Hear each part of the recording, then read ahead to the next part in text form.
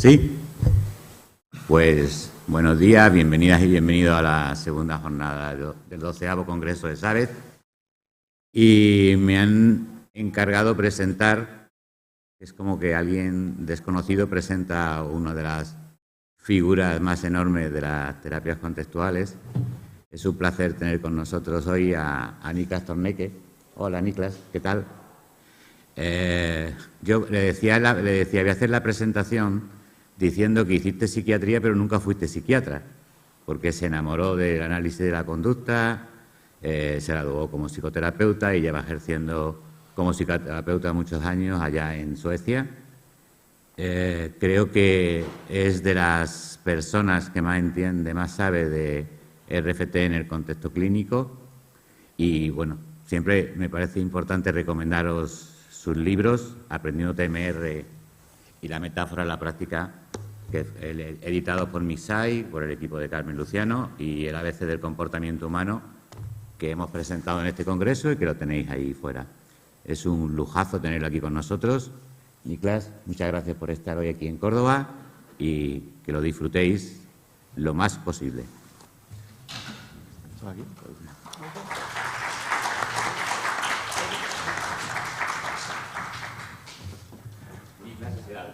Okay. Thanks a lot. It's nice to be here. Thank you for inviting me to this Congress and to speak about some things that I, think are important. I noticed in the program, the written program you have, that it says I will speak about behavior analysis and relational frame theory. It will be included, even though I take this sort of line of talking a little bit about the specific phenomena of so-called private events and how you could view them from a behavior analytic point of view. Now, I've chosen this topic because it has been, through the years, controversial. It's been, different opinions. So that's sort of the background. I thought we'd see if we could make some clarification on this. And of course, I want to start with Skinner, which is very reasonable, I think. And I will focus on two parts of his writing on this. And one would be the chapter in his, the book on science and human behavior. And he has a specific chapter there talking about how would you view private events from a natural science. Now, he's actually pretty clear-cut, I think.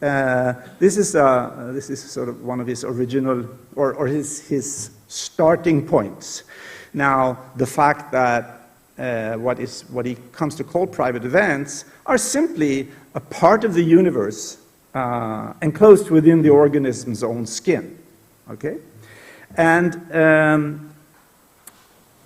this, I think, is a pretty clear statement later in the same chapter. A private event, well, obviously what is meant by private event, you are aware, it's motions, thoughts, memories, bodily sensations. Now, they may be distinguished, Skinner says, by its limited accessibility, but not, as far as we know, by any special structure or nature. This is, I think, a beautiful example he gives. We have no reason to suppose that the stimulating effect of an inflamed tooth is essentially different from that of, say, a hot stove. So, from this point of view, of course, it's very clear that for Skinner, private events, such as pain, for example, in this case, can acquire function in a sequence of events for human beings.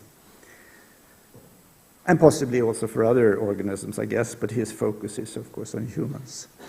This is one of the beautiful things with the writings of Skinner, I think. He has all these, everyday examples on things. He sort of argues from everyday examples in many ways. So he gives this example, for example, saying that, what about this? The experience that most people would have, and then they say, I was on the point of going at home at 3 o'clock. Now, this is someone is saying this than after, maybe an hour later or 2 hours later. And then, of course, if you look at this, when you are on the point of going home, and then you, assumably, you don't, right?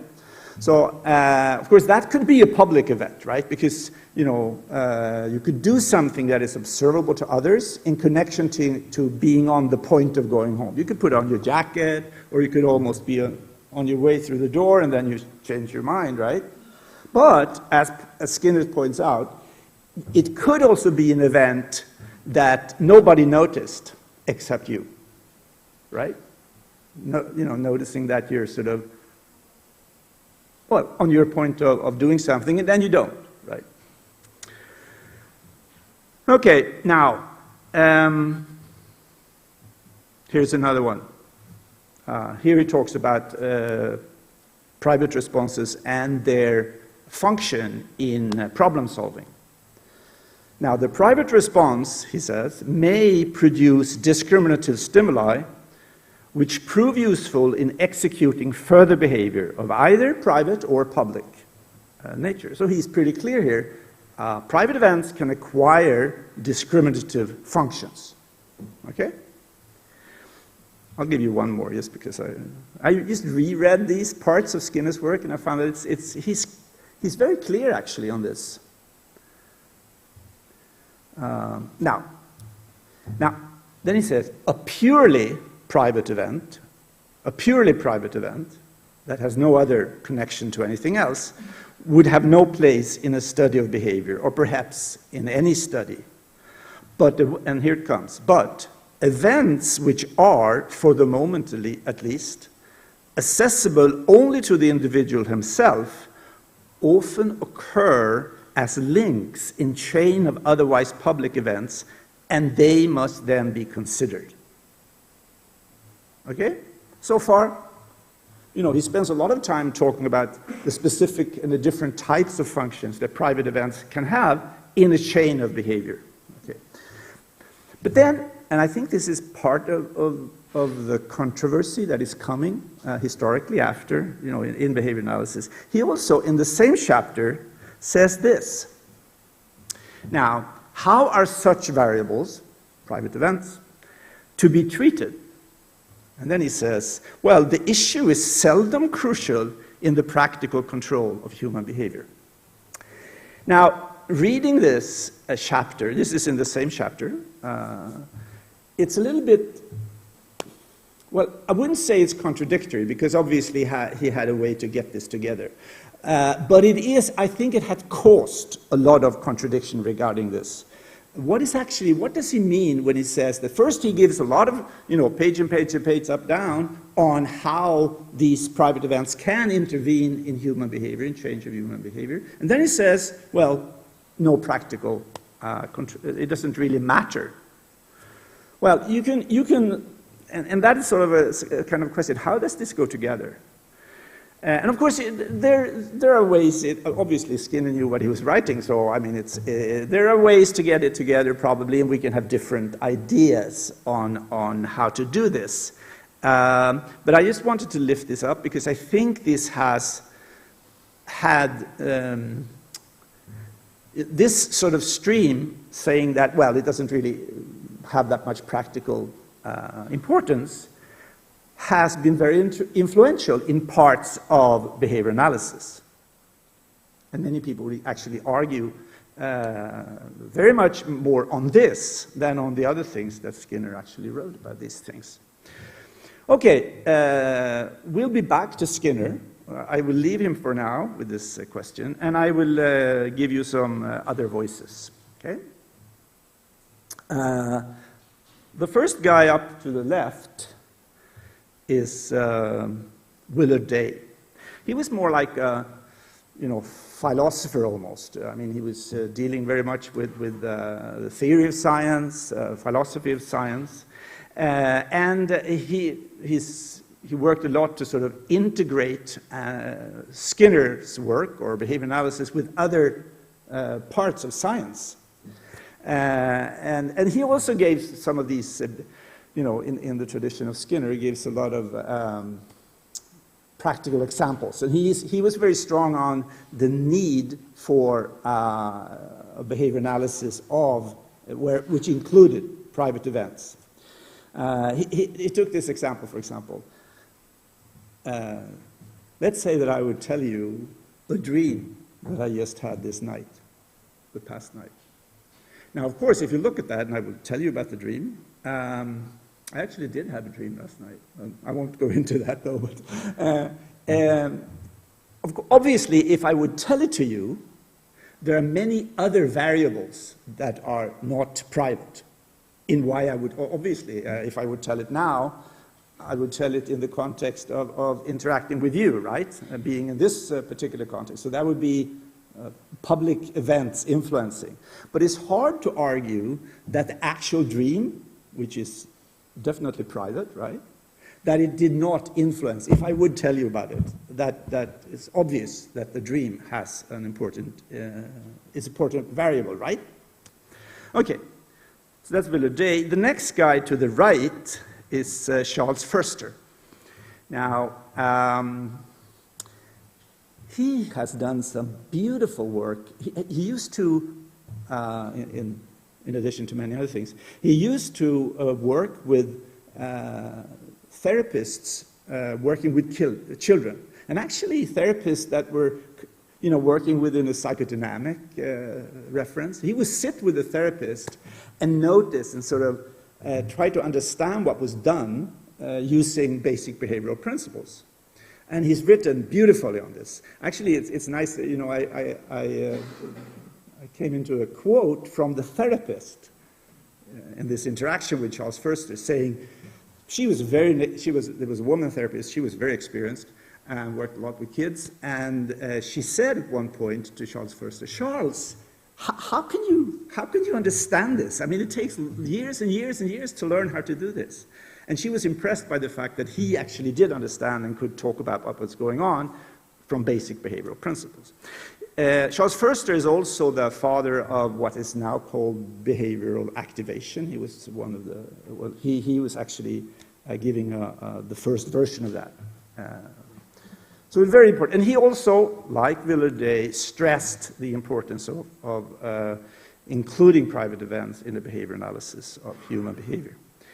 And then Mike Dewar, who was writing in this, some time back, wrote a specific article on arguing for the fact that you need to include private events in behavior analysis of human behavior. Now, and as you can see, I mean, maybe this is going back to the question why Skinner said that it's of no practical importance. Here, except for Willard Day, who was more philosophically oriented, the other two guys are clinical folks. They work within the area which we would, in modern terminology, would call psychotherapy.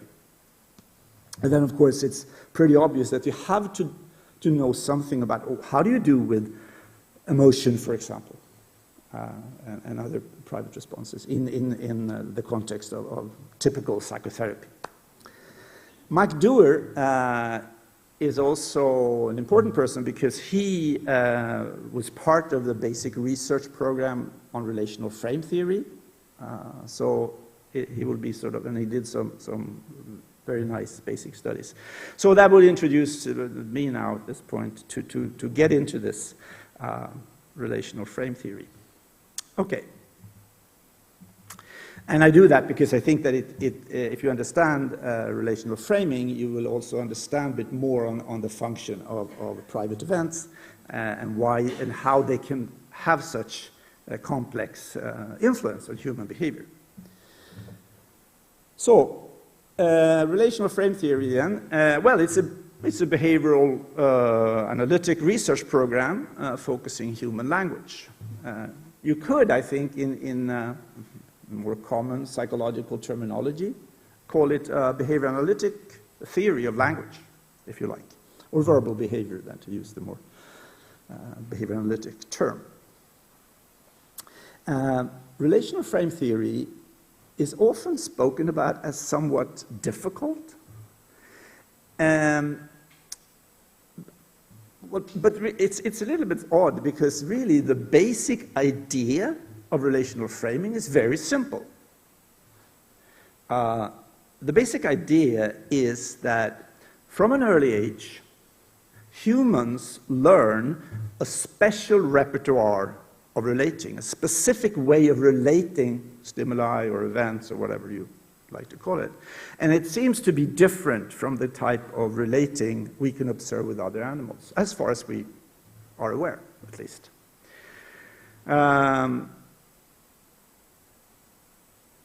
What is this particular repertoire, then, that humans learn early? Well, we learn to relate events to other events in a way that does not depend on the physical characteristics of the two phenomena or the events related. But this type of relating is under the control of other contextual cues. I'll try to make some kind of an illustration of this. Let's see if I can. This is a very simple one, but still I think, you know, the basic idea. Okay, so I give you two stimuli, okay? Now, obviously, you can relate them based on the characteristics of the two. Now, size, right? Color, and actually, you know, sound, smell. Actually, it could go for taste. Now, all these are characteristics of the two, and you can relate them based on that. You can also relate them based on how they appear in space and time. Now, spatial, you know, on top of, under, behind, in front of, spatial relations, right? I'll give you, this is one extremely important one. They're all important, but watch this one.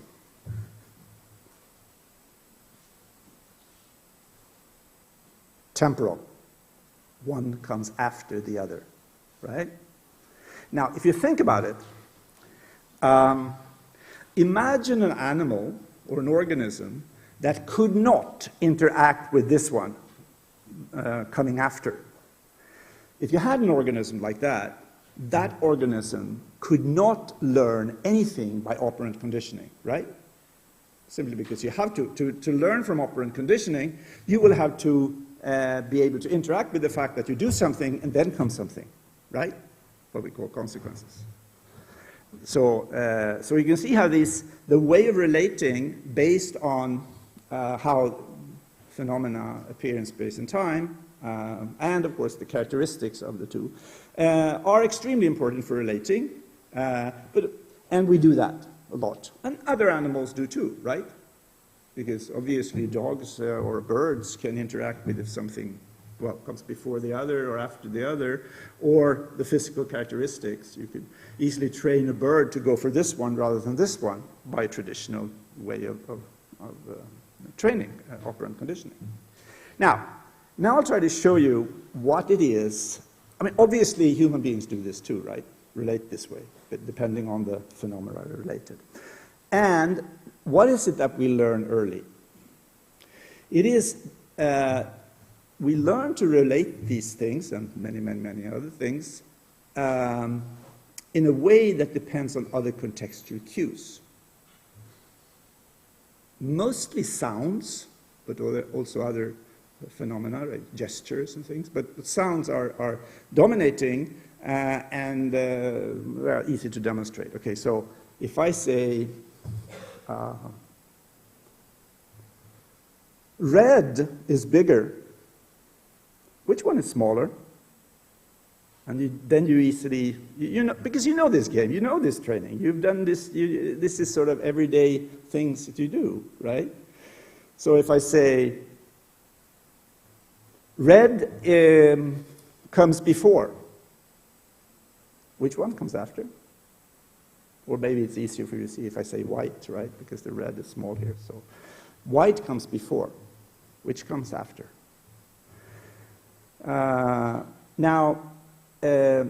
And you can see, once we know this game of relating the two phenomena, in this case, just in this simple example, by these contextual cues, we can learn to relate them, and you don't have to do anything about these two, right? You don't have to do anything, change them or do anything, just if you know the game, so to speak.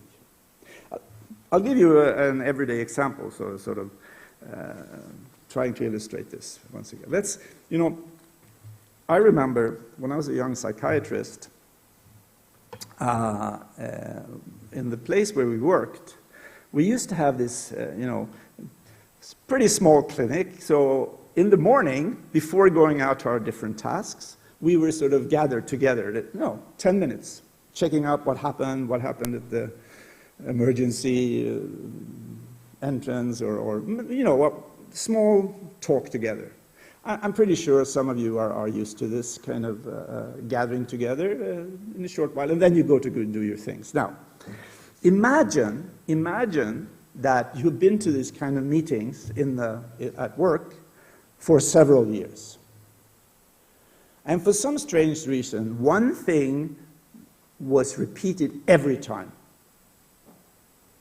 And it was this. Every morning, in your experience so far, for years, first comes Luis, and then comes Anna. And immediately after Luis, Anna appears. This is sort of, well, it's not very realistic, I guess, but let's assume that this is what has happened for, day after day, week after week, month after month, okay, year after year, actually. Now, this, of course, you can start to use this, right? Let's say you want to say something about Anna in the group meeting. You don't want her to hear. You don't want, some kind of a secret. So then, of course, this is very helpful because you can talk about Anna until Luis arrives and then you stop, right? Very basic kind of conditioning or learning, right? And of course, as you are aware, if there was a dog present, the dog would learn the same thing, or could learn the same thing. Let's say, for example, that Anna, she was always very nice to the dog, offering something to eat or, focusing the dog in some nice way. Now, if the dog had the same experience that you had, you could see it. I mean, when you have the meeting, the dog is sitting there, and then Luis comes, and what will happen with the dog? The dog will probably get up, right? Sort of expect Anna to turn up, right? Waving his tail maybe or something. On the other hand, if Anna was was bad with the dog and had been, every time, then of course, you could also probably see that on the dog. Maybe when Luis comes, the dog will sort of shrink and go under the table or something. Okay. Once again, simple conditioning, right? Now, watch what we can do as human beings, depending on this game. Let's say you had exactly this experience. Luis comes first and then comes Anna for a long time. But then suddenly one morning, before Luis or Anna comes, someone in the group will say, today Anna comes first. And then, of course, if you would like to say these, secret things about Anna, you will see, you need to change your strategy, right? And just because you can relate in this other way. Now, of course, you could get a dog to change his reactions in this. But then you would have to give the dog a new history, right? You'd have to sort of have the dog experience, in this case, Anna coming first several times. And then the dog would learn. But watch the flexibility that humans have with this game of relating, that we learn early and can be demonstrated with kids, not from the start, but pretty soon. And then you can sort of demonstrate how they sort of increase their complexity of doing this relational framing, what we call relational framing. There's a technical term for this, arbitrary applicable relational responding. Okay. Now, why would this be important? Well, it makes it possible for humans, in principle, to relate anything to anything in all kinds of ways. Doesn't mean we relate arbitrarily like that, but we can do it. And it increases the flexibility of human behavior enormously. But because now events, stimuli, can acquire function in a new way, depending on what I call the game we play, the relating game we play. And this, of course, has enormous implications for the classical three-term continuancy. Now, the three-term continuancy stands, I would say. I see no need for changing that as a basic unit. It's there, but it needs to be understood that now stimuli, both antecedent and consequential stimuli, can acquire function in a completely new way, or in a way that depends on this game of relating.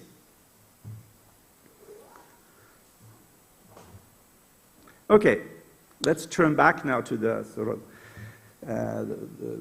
the area of how can private events affect human behavior. Now, as you are aware, even outside of these ideas on relational framing, the repertoire of giving and following instructions, what is typically called rule following in the behavior analytic tradition, is extremely central to human behavior. This has been demonstrated since a long time, it's demonstrated long before either stimulus equivalence or arbitrary applicable relational responding sort of was put on the table. But in the process of developing relational frame theory, this phenomena of how come that humans have such a flexible way of following instructions from others, but also, as even Skinner said in some of the quotes that I gave you earlier, how does this sort of go about? How do humans learn to do this? And the idea then is that it seems that we can learn complex ways to instruct ourselves. In everyday language, we tell ourselves what to do constantly in different ways, and these self-instructions, they don't necessarily have a function or any at least no strong function, because we can self-instruct ourselves and we don't do anything about it, right? A bit like the example I gave you from Skinner. I was on the edge of leaving 3 hours ago, or something like that. I could notice sort of an instruction or an idea that I could leave, but then I didn't, so it didn't have much of important effects. Now, anyway, in the development of relational frame theory, focus, if you sort of go back to the classical behavior analytic tradition, it's the phenomenon of rule following that's been in the focus. But I would say that there is actually, from a behavior analytic point of view, many entrances to this phenomena. In addition to rule-governed behavior, you could look at other phenomena described by Skinner, like what he says on demand, on the tact, and also on the autocleats, that you could start there and see how it relates to what we now know about how this can work. I'll go back to Skinner. At this point, I'll go back to Skinner and give her some other quotes. This one is actually from the book Verbal Behavior. This is one of the things with Skinner's work. He didn't really connect what he says about rule-governed behavior and rule following with this, what he talks about under the heading of verbal behavior. many of the examples he gives, I think, make this connection pretty easy to do, but he doesn't do it explicitly. He doesn't sort of bring them together clearly in his writings. There might be many reasons for this. Maybe some of you who actually, I know at least Carmen used to work with Skinner, so maybe there are some ideas of why this happened, right? But still, that's the way. But here's a quote anyway. Now, when he talks about rule following, of course, he divides up, right, the speaker and the one following the rule. But he also notes that, like in his quote, as soon as the listener also becomes an accomplished speaker, verbal behavior could also arouse verbal behavior in him. So listening to verbal behavior, you can also start, you will be both listener and you will be a talker, right? Here's another one. Which is also, I think, is pretty clear here that he sort of assumes that private events can have different functions for behavior. Now, part of the behavior of an organism becomes in turn one of the variables controlling another part. Pretty clear cut.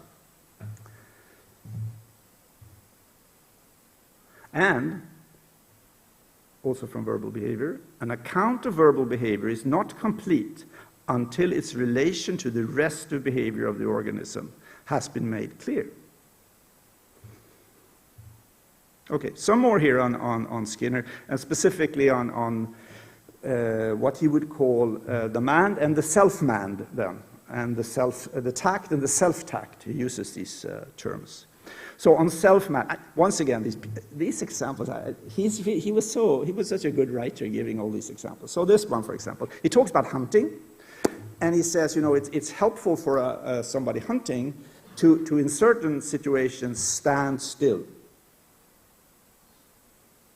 And he says that, of course, obviously, maybe the first time when the hunter learns to stand still, this is under the mand of somebody else, manding.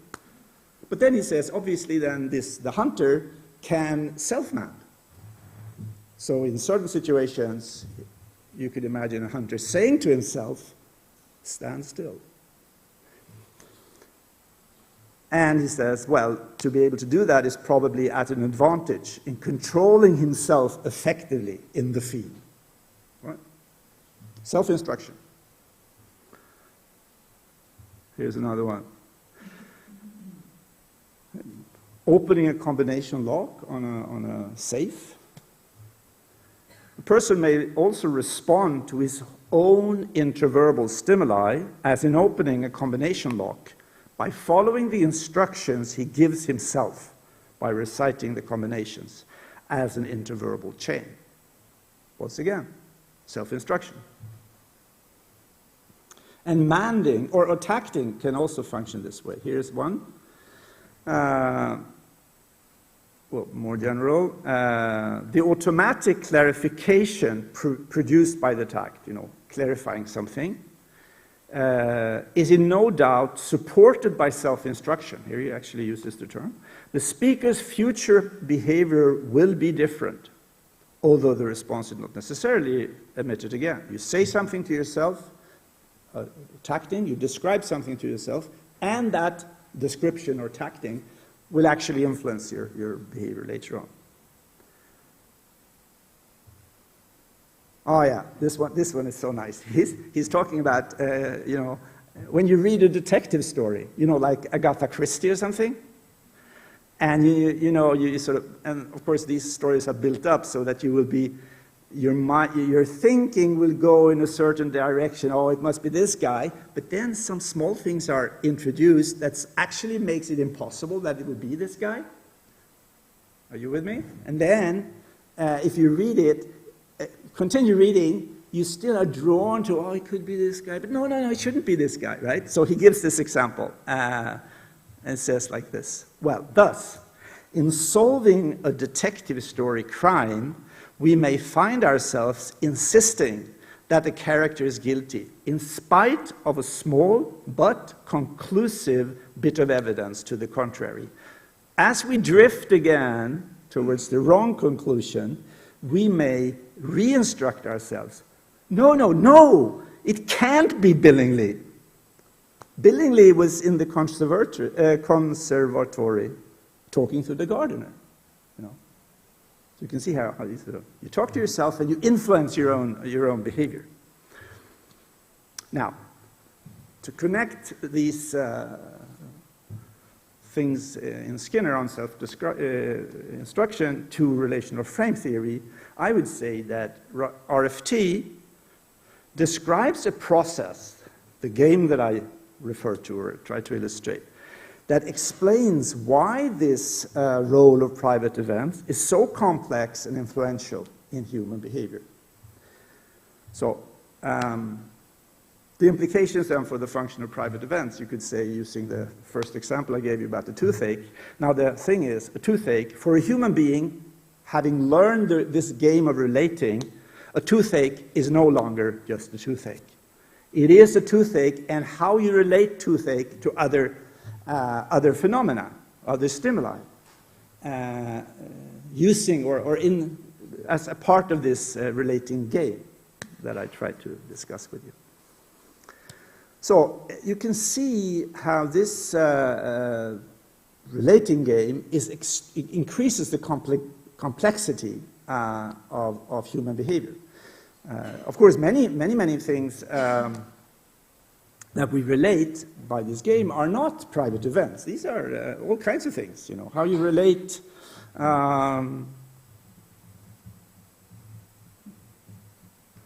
The person sitting beside you, or the chair you're sitting in, or me talking, or, you know, all these kinds of things. Obviously, as you can probably observe in yourself, listening to me even, you do a lot of private relating, right?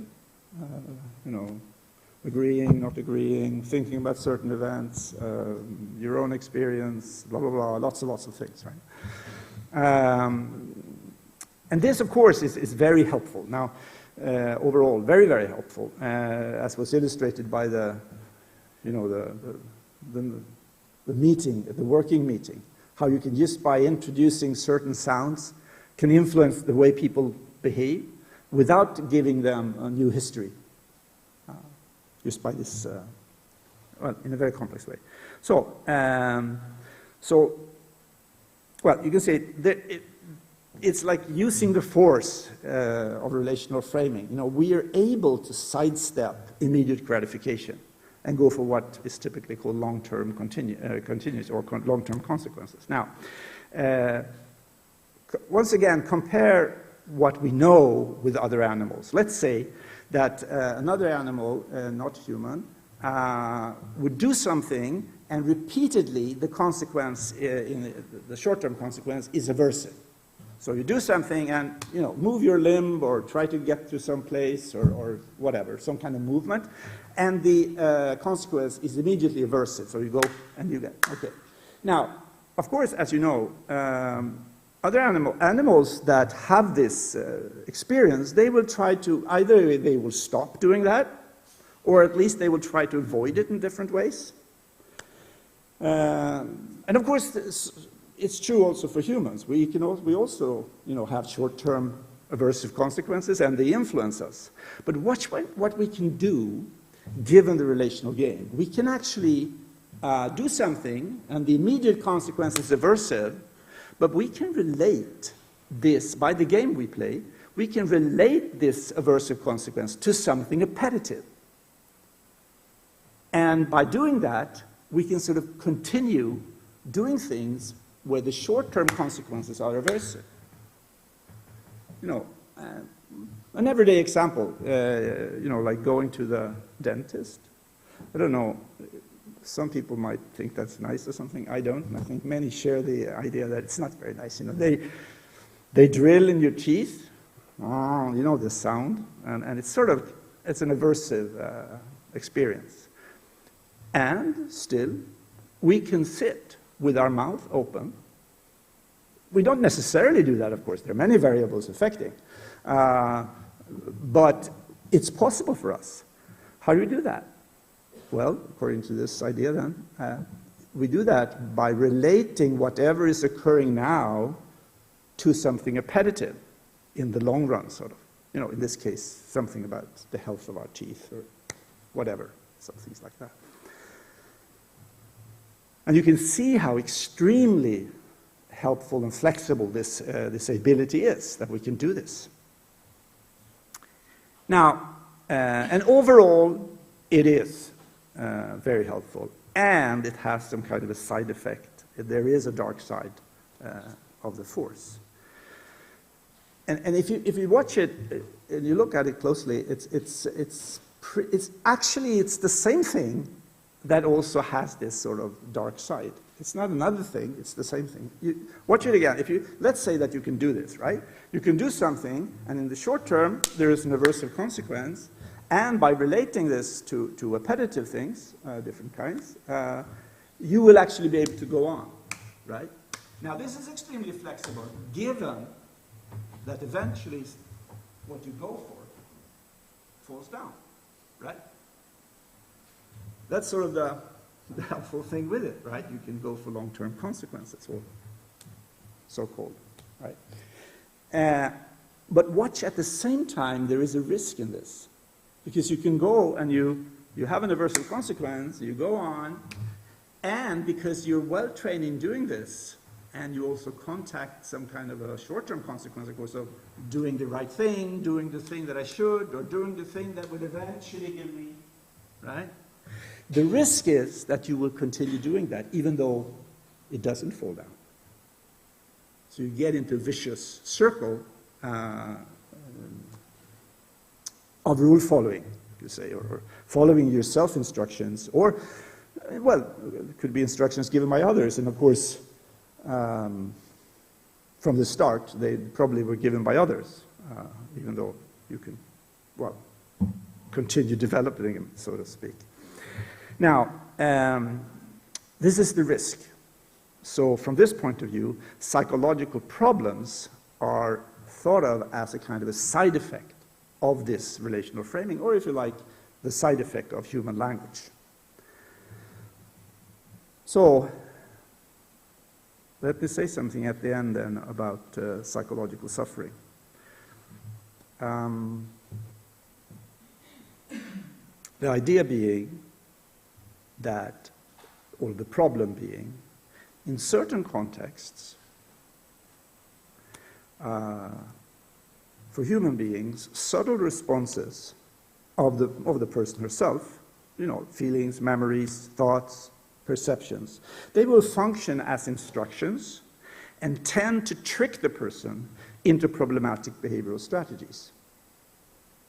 Now, a central mechanism in this problematic process, the way of sort of, you know, going from meeting aversive consequences in the short run, but doing that because you relate these consequences in some sense to something you want to go forwards towards. A central mechanism in this problematic process is an inability in the moment to distinguish yourself as an acting person from these responses. And thus they come to influence subsequent behavior. You could say that you risk acting in coordination with your own thinking, feeling, and remembering in the moment. Now, of course, so that, you know, when you move forwards, let's say that, well, let me take another slightly different example. Let's say you're moving towards something you want. You know, a small everyday thing or something more important, regardless. You move, and given a certain context, and given your history of specific relating and experiencing, directly experiencing and relating, in a certain moment, you will have the response, I can't do this. Now,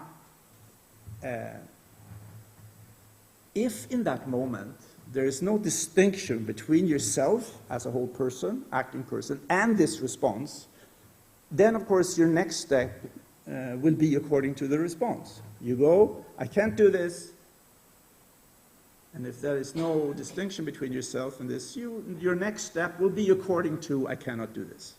Now, This is, of course, not necessarily problematic at all, because this is just ordinary human life and language. And obviously, it can be very helpful to sort of have the response, I can't do this. Maybe you stop something that was not a good thing to do for you, or you couldn't actually do it. The problem occurs when this tends to dominate in very specific areas. Either they are important, they are not so wide areas, but they're very important. Or they could be dominating more generally. So let's, just to give you somewhat kind of clinical examples. Let's say, for example, that you have this, I can't do this. Only in a very small type of context. For example, the context of seeing a spider. That would be what people would call a spider phobia, right?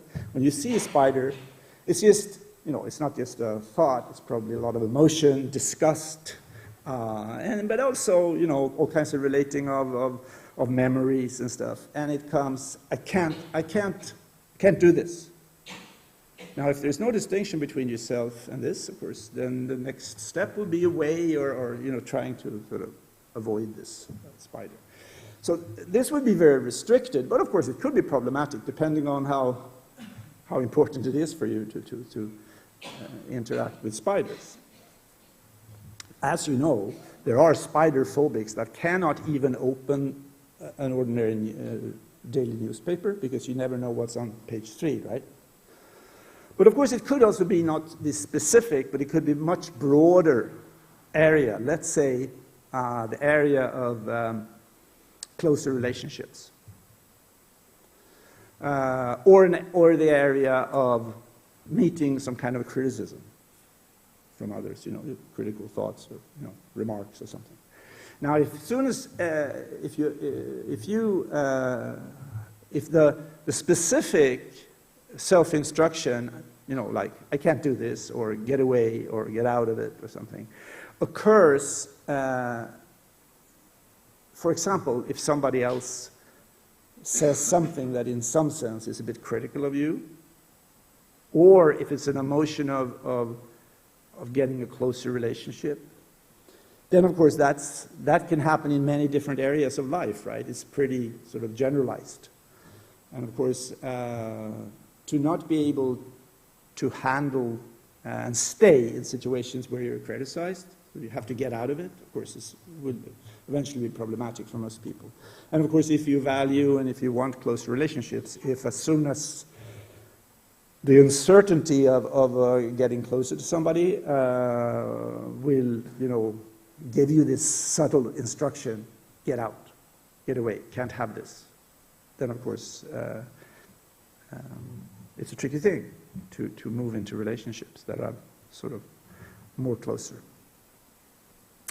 Okay, so as you can see, this is a description of psychological problems that is very different from the modern diagnostic idea that sort of, which is brought in from medicine, really. Having distinct entities, diseases, this anxiety disorder of this kind, or other type of diagnosis. Now, this is very different because here it's proposed that there is a basic process here that would apply basically regardless of diagnosis. And I would say that you can see this problem both in everyday psychological problems that most of us face once in a while or sometimes or in specific situations, over to more severe psychological problems that would, typically be given a diagnosis. Doesn't mean, of course, that this is sort of the only variable. There are differences between what we call diagnosis. Of course, it's not. It is helpful in many ways, but in this situation or in this context, I would say, even if you work with, let's say, somebody with spider phobia or panic disorder, or if you work with somebody with psychosis, this basic process applies. There might be other things, sure, there are other things, but this basic process is problematic and is central to all kinds of psychological problems, or You should never say all, maybe, but, most of the things that we meet, at least. Now, okay, this being the problem, what would be the solution? Well, it comes, I think, from this. Now, the solution is training oneself in discriminating this very process. Notice the situation in which this happens. Notice your own responding as they occur, and try to establish what I would, well, you could use different terminology for this. I prefer here to say, to establish an observational distance. That is, sort of rather than, when it comes in, noticing what comes, I can't do this, or emotional response, or particular memory that tends to instruct you to do certain things, notice the memory. And establish what I call an observational distance. A distance that's not avoiding, but is actually being able to notice it better for what it is. In relational frame theory, more technical terminology, you would call this framing one's own responding in hierarchy.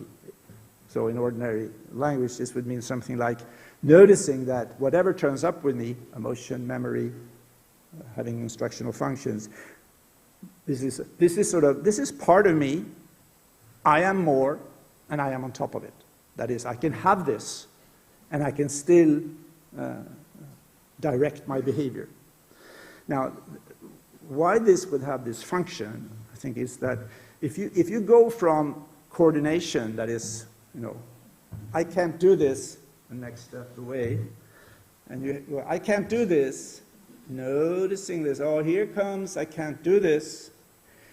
The probability in that situation, the sort of the function or the effect of this responding, I can't do this, for example, the function will change so that other contextual factors in your environment, other people, whatever is going on, but also the part of the context that is other possible respondings of your own, other thoughts, other memories, whatever. In that situation, the last situation, the probability that these other factors will influence your behaviors will increase. And that is, I guess, the best we can do with treatment or therapy, increase the probability. So that other things will gain influence over subsequent behavior, and then change occurs. Or can occur, maybe is a better. Not necessarily, because these are not causal. There are so many variables around. But there is a chance here, there's an increased probability. So, finally then, back to Skinner in some kind of a conclusion, because he actually, even though Skinner, there are many things here, a lot of data on the research that he wasn't aware of because they weren't around at his time. He still, I think, formulates in some places what is helpful for the individual. And I would even say that this quote tells each therapist their task. He says, now a person who has been made aware of himself, noticing himself, by the questions he has been asked, is in a better position to predict and control his own behavior. And I would suggest that this is, for us as therapists, this is our task. By questions and other interventions, help our client to be more aware of himself, and thereby being more able to predict and control his own behavior. And that is the task. That is what people come to us to be able to do. Okay, that was it, I think, from my part. There are some references here. I don't know if we can make, obviously these slides are available. From my point of view, you can get the slides. I don't know if we can arrange that in some sense, or otherwise, if you contact me, I'll send them to you. You have my email address there, I think, yes.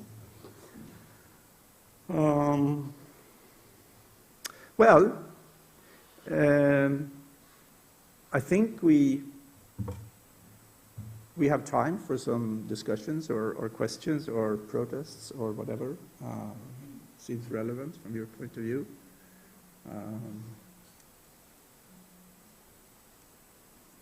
In many ways, in the next seminar that I will have together with Carmen Luciano, we will continue discussing issues related to this. So, but, as I said, there is half an hour until that program or that thing starts, or other things. So, anything you want to lift?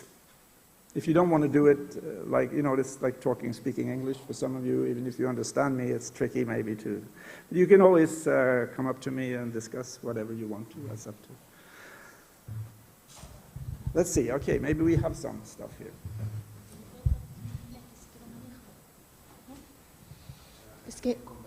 If you speak Spanish and you get somebody translate, or it's up to. Buenos días. Tengo una pregunta, pero no sé inglés. Entonces, alguien va a comentar. ¿Sí? ¿Me ve para allá? ¿Sí?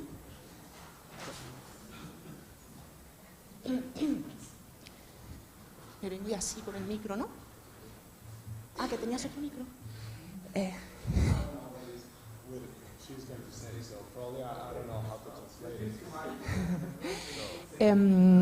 En este último punto, cuando explicaba la solución, un poco, ¿no? ¿Qué pasa? Sí. Yo me pregunto que en esa toma de conciencia, ¿no? Respecto a esos comportamientos privados, estaba extrapolándolo un poco a algún caso y me preguntaba si no podía ser contraproducente al favorecer la hipervigilancia de estas personas en su propio comportamiento privado. Es decir, una persona cuyo... bueno, te dejo primero a comentarlo. No, termina. ¿Sí? Una persona que nota o tiene un recuerdo y eso le genera una respuesta de malestar. El tomar conciencia y saber que eso es un recuerdo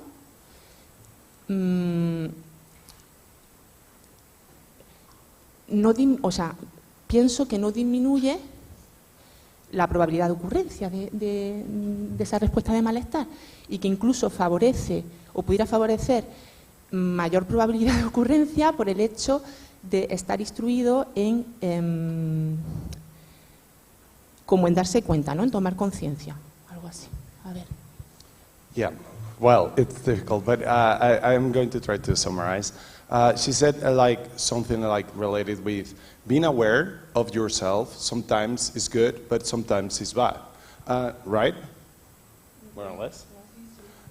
Yeah.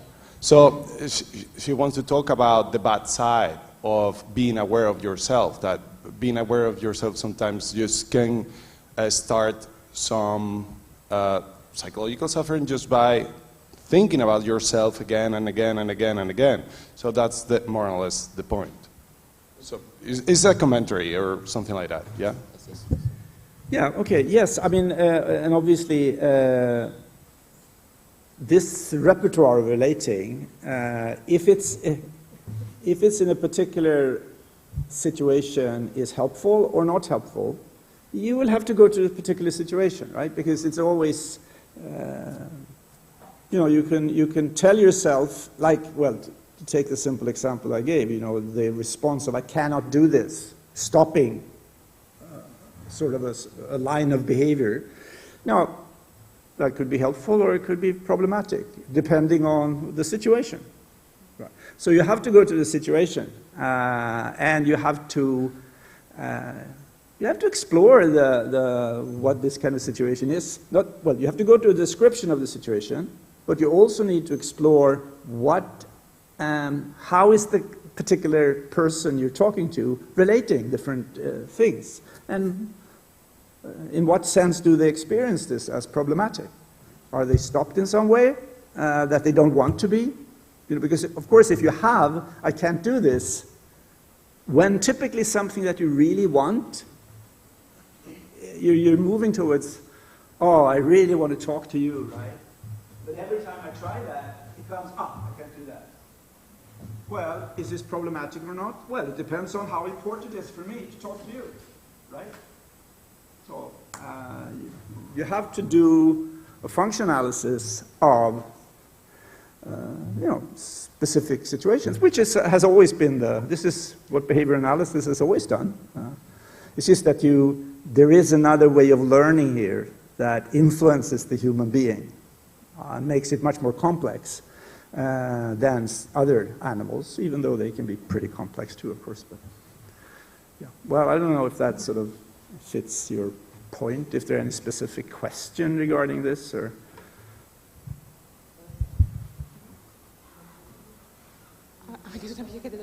Thank you. Vale.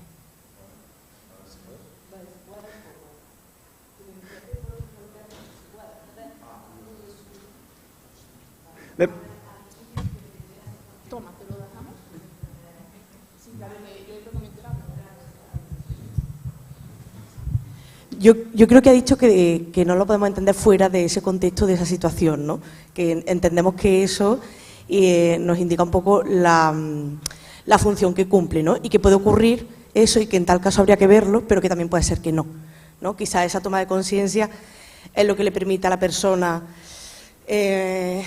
ver de qué manera se relaciona con eso, ¿no? Si a lo mejor es un hecho que hay que aceptar porque sea un recuerdo o no, no sé si... Creo que ha ido un poco por ahí.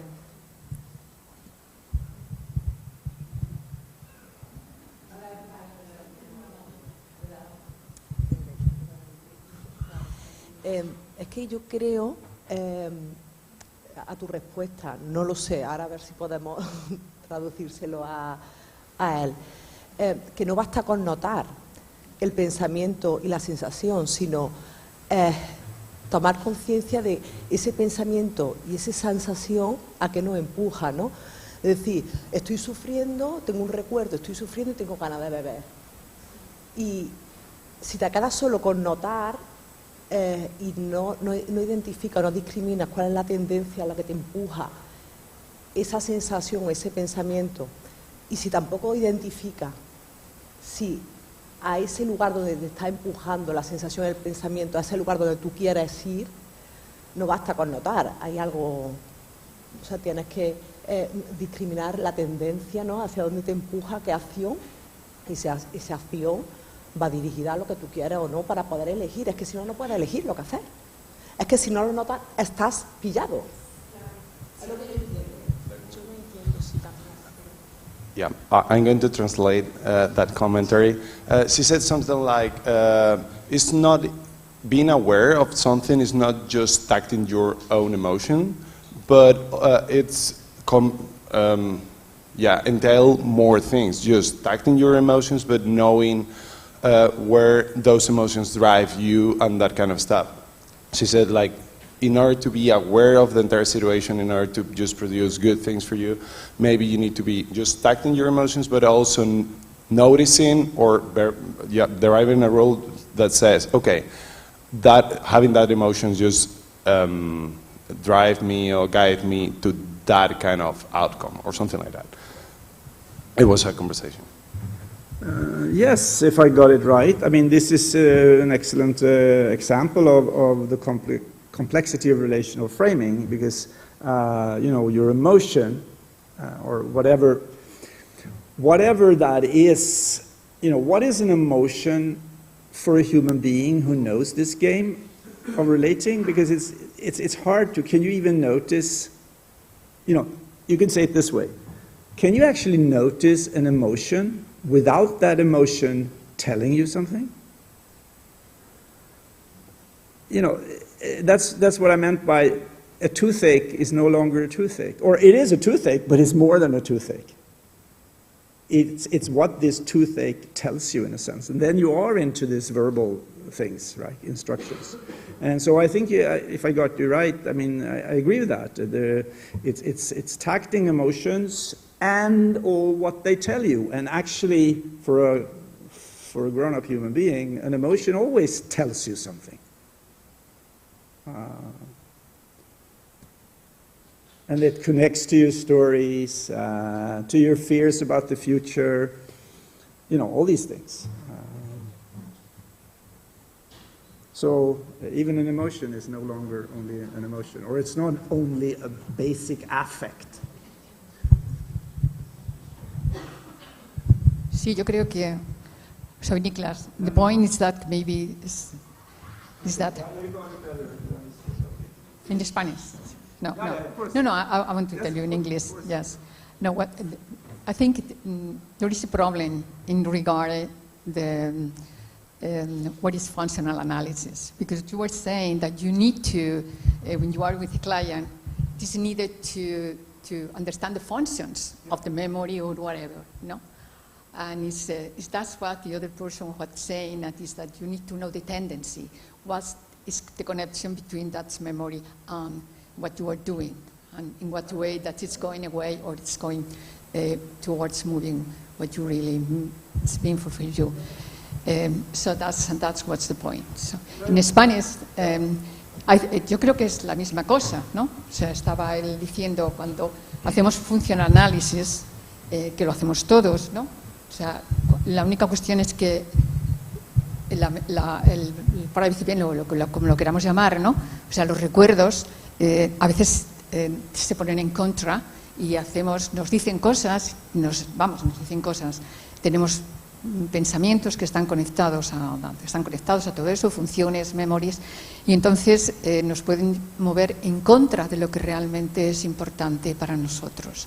No, es ahí donde está el sufrimiento, de manera que hacernos conscientes de cómo nos coordinamos con ellos y actuamos en contra es lo que es necesario para que la persona pueda moverse en otra dirección.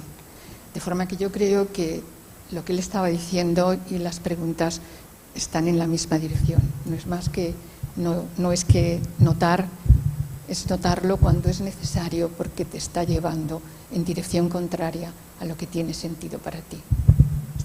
So noticing in the context of what is meaningful for us. That's what's the point.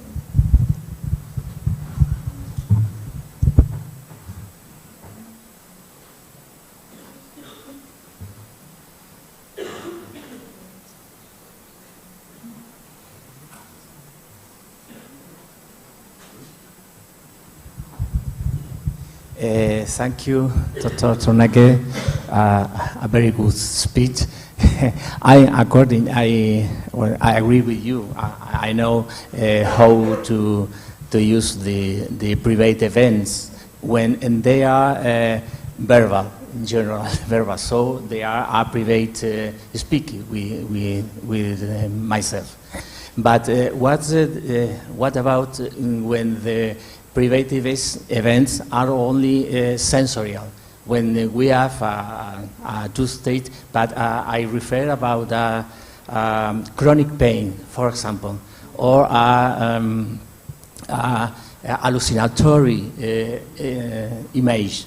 So they are continuous. They are an stimulation. So they are no relation. Well, perhaps the relation with the speech, with the verbal language, but where they are continuously. So how the people can disagree or separate, I don't know, separate the stimuli from the verbal relation, because they are continuously. So what can do in a clinical treatment? Well, yeah. Well, we're back to the toothache, right? In a sense, even though there are other. Of course, in principle, you could think of bodily sensations, for example, that would be, or a memory even, like an image flashing. I think maybe that's the best examples, or like hallucinations, like you say, hallucinations. Yes. In principle, but this is one of the points here, in practice with an actual human being, are there actually things, because what you're saying then is that if there should be, for example, a hallucination, that does not relate with this, it's like saying it's a hallucination without meaningful without a message. And in practice, I don't know, if you talk to a client, even if you, well, I've talked to people, I used to work quite a lot actually, but many years back with psychosis. And of course, I don't think hallucinations are only hallucinations. They mean something to this person. I'll give you well, this is not really answering your question, but I'll just give an example that for me personally was sort of, well, I kept it in my mind. This is many years ago, before I knew anything about either behavior analysis or relational frame theory. I was a psychiatrist, and pretty young psychiatrists. And in the summer, I saw some clients that were not my usual client stock. In the summertime, my colleagues, we have holidays and stuff. So the typical thing in the psychiatric clinic where I worked was if you were on service in the summertime, you would see some clients that they just come in, they should have seen my colleague, but he's out, so that kind of thing. So I met this woman. She was, I don't know, a bit older than I am now. Maybe she was 75, 80 or something. She was living quite an isolated life, but she was still managing. She had a diagnosis of chronic schizophrenia, and she was living, in an ordinary apartment, managing her life, but being very isolated, right? And I only saw her because she needed a new prescription of some antipsychotic drug she used. But of course, she came in, and this was sort of my task, but of course I asked her, so how are things? I could notice in my journal or the papers that she had some hallucinations, typical voices talking to her, right? So I asked her a little bit how it was and that kind of thing, and then she said to me, she described it, they were commanding her to do things, and they commented on her life, and she described how that could be difficult. She had to follow them, and she didn't really want to follow them, but, what can you do, and that kind of thing. But then she said, now, if they speak about God, I say no. And it sort of, afterwards, even at that time, I realized that she had a certain flexibility there. If she was under the command of these voices, but if they did certain things, she was bigger, sort of. She could really, and this was connected to if they spoke badly about God, some kind of a blasphemy or something. And I realized even then that there is a flexibility there. Now, from this perspective, now I could also see, of course, that she had learned some kind of she could sort of notice this, and then she would do something that would change the function of this. She didn't have to obey, so the function was different. And I think, well, that was just an example of everyday psychiatric work. But I think that overall, things, even if let's say you talk some other areas, physical sensations like pain or something. Now, if you ask a client with pain, maybe they say, it's just the pain, it's just the pain. And if you ask questions like, okay, are there any thoughts about it? I don't think anything, it's just the pain, or, like that. But if you ask a question slightly differently and you ask, would you say this pain tells you anything? Then people would typically tell you that they do, because, the toothache is no longer a toothache. Well, it is a toothache, but it's so much more. It is how I relate the toothache or the bodily sensation or the hallucination to other things. And this is sort of, I think, what we typically in ordinary language mean that things have meaning to humans. Always. Things have meaning. And even if you say such a thing as, that's meaningless, that implies that it has that meaning of being meaningless, right? Which is pretty aversive meaning. So I agree that theoretically, and maybe in real life for a very, very short, microseconds or something, something is outside of this game, but once you know this game, everything will enter, so I think. And I think actually, if you compare to the classical Skinnerian definition of verbal behavior, this is a difference here, because Skinner was very clear on things. Some things are verbal, some things are not, given his definition. Now, this definition given by RFT is different, and it makes human behavior more or less always, I wouldn't say all, more or less always verbal in the RFT sense, not in the Skinnerian sense, of course. Because he had his definitions. Well, that's my take on this anyway. So. Hi, thanks, Nicholas. That was an interesting talk. I have a question and a comment, and they're all kind of mixed up. Okay, so I'm not sure how this is going to come out.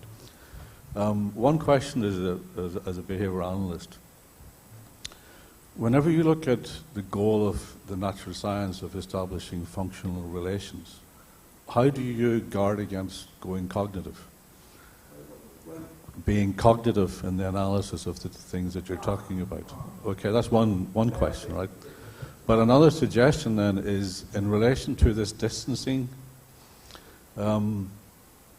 This is part and parcel of learning how to meditate.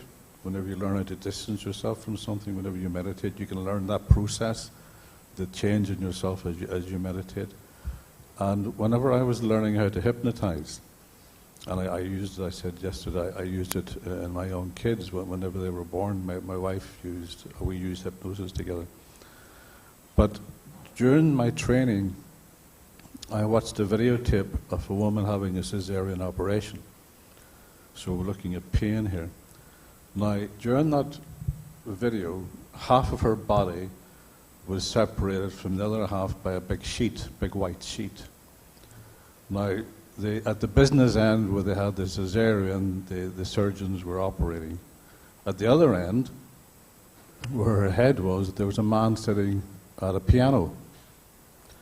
And he was playing a tune, and she was accompanying him, or he was accompanying her. She was singing, but he was playing the piano. So you talk about an extreme separation, extreme distancing from pain. So we had one half of her body being operated on with no drugs. The other half was singing. So that's what you can achieve with hypnosis. So I was just wondering if it might be useful at some point for you, if you haven't done so, but just to delve into the value of hypnosis and connecting that to instructional control and relational framing, while at the same time guarding against being cognitive in the language. Do you see my issue? Well, the whole phenomena of hypnosis, of course, is very interesting for different reasons, but it's a big subject to sort of try to sort of get into. But as for cognition, the one problem with the term cognition is that it's not so well defined.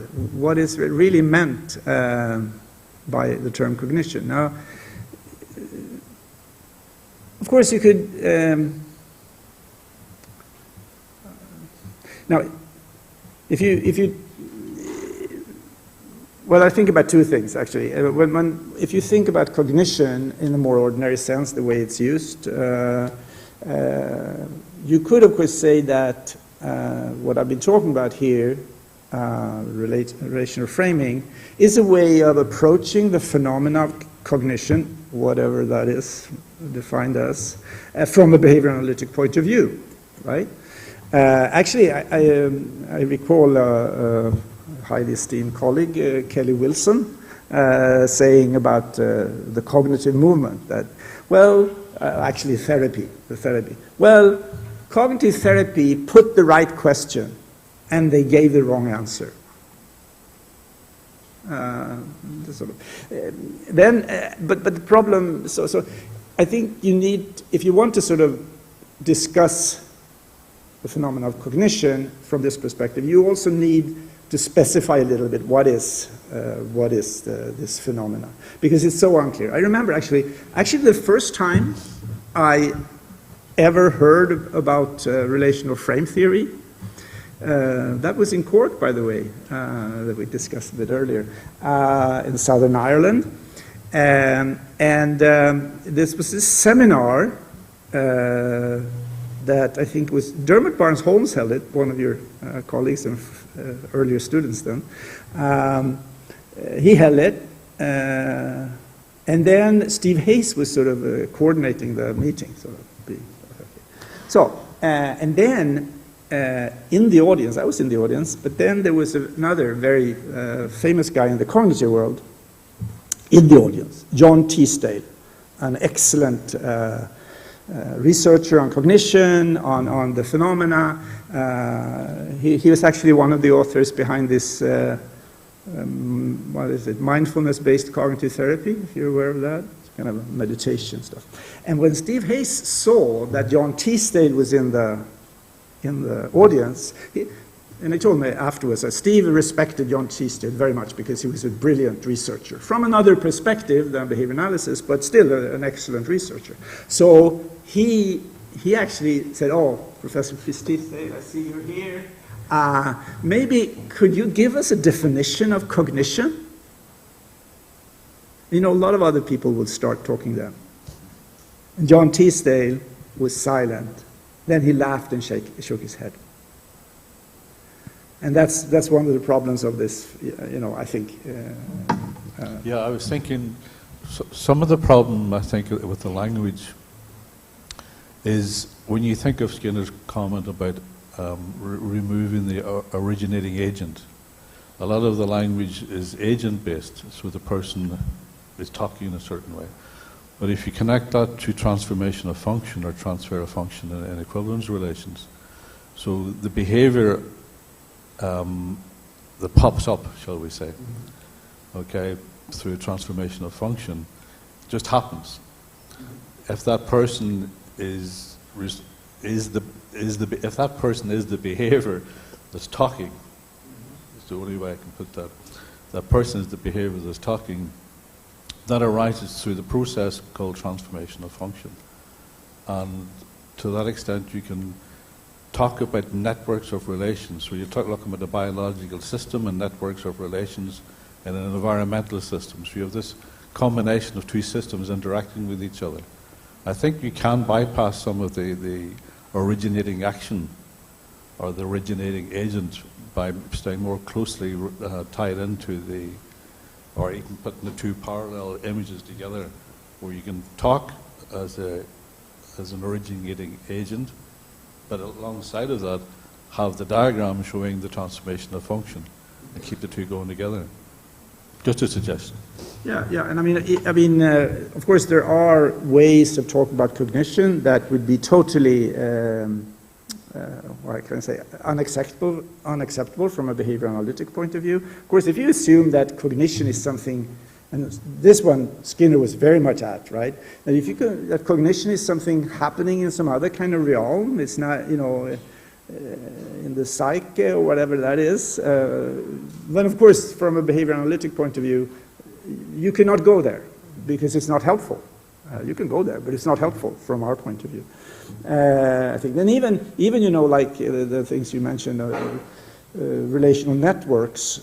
I think it's wise to be clear on there is no networks. There is always just networking of an organism, right? It's behavior, right? So, but yeah. Okay, now we're actually at the end, I think. Thanks a lot for being so involved. Okay, there's something more, one more, the last one.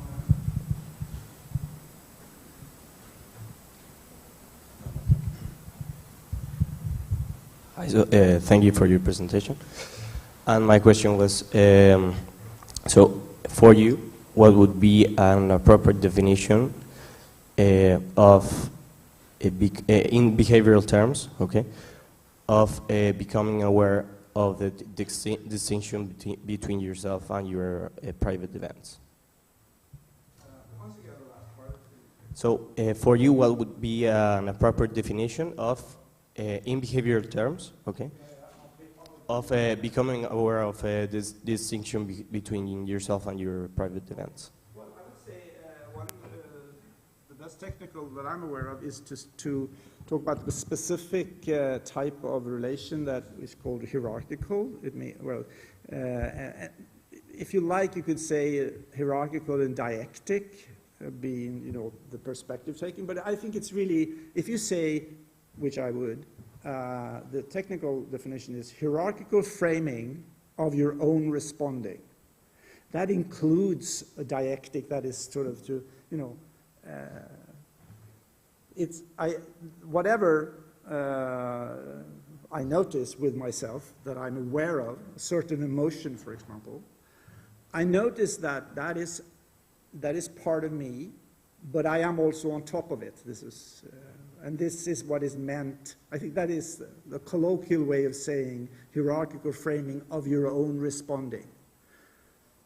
That would be awareness of something then.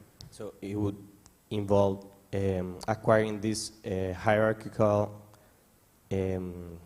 framing, yes? Yeah. By conditioning. Or by which means would you develop this hierarchical awareness? Yes. Well, this is something I'm not sure. I don't hear you very well. So, what would be the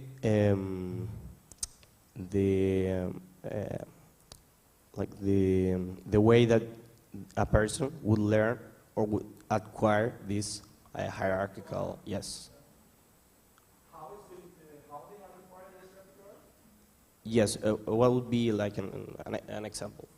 Yeah, I would think that this is a repertoire that is all verbally able human beings that are, know that. Have training this from the very start. This is the way we train our kids doing that. We tell them, we ask them what they feel. Actually, Skinner has a lot of nice descriptions of how we teach kids to talk about things that we cannot observe, but they can observe themselves.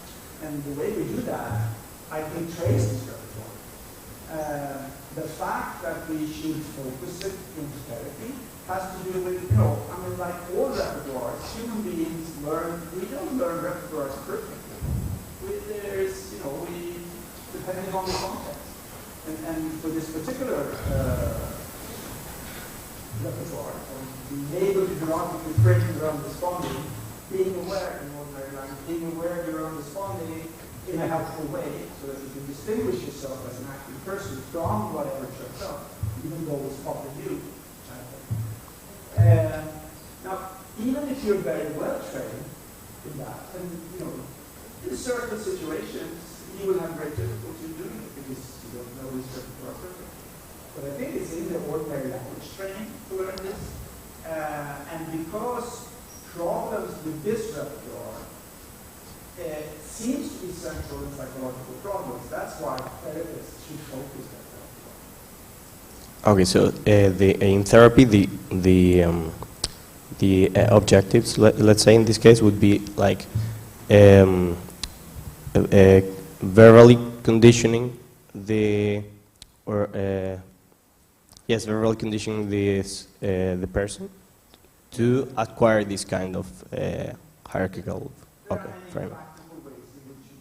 Okay. Okay. Yes. Yes.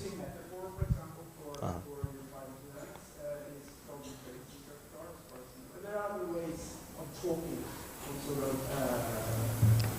modeling particular verbal behavior regarding these. Just giving them names, is part of this training. Maybe we will have some more. Okay. Thank you. In the seminar that is actually starting now. Yeah. So, thanks. Okay, thank you very much. I don't know where we are with this other. Where are we going to the? Okay, we'll see. Thanks for being. Thank you.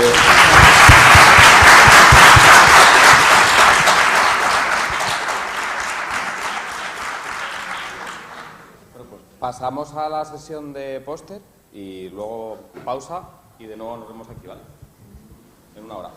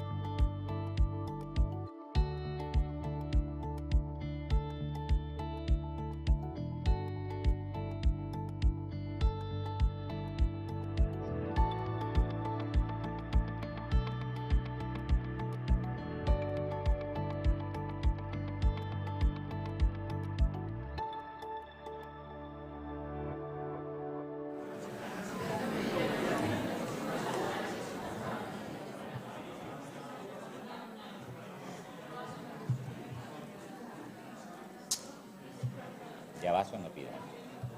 Que ya vasos no me pida.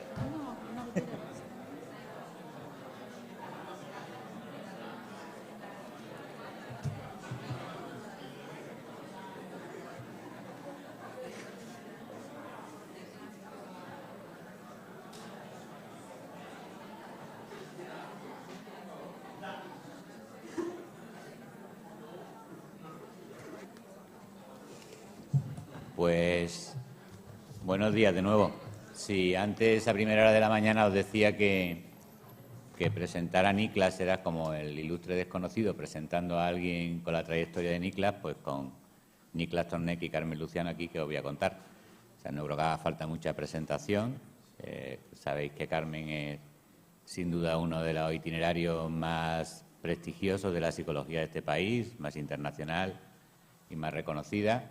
Y a Niklas ya había tenido la ocasión de verlo. Así que creo que lo interesante es escucharlo a ellos. Creo que un simposio como este adorna el Congreso de una manera especial. Y a mí me hace muchísima ilusión que estéis con nosotros en Córdoba. Así que, welcome, bienvenida y adelante.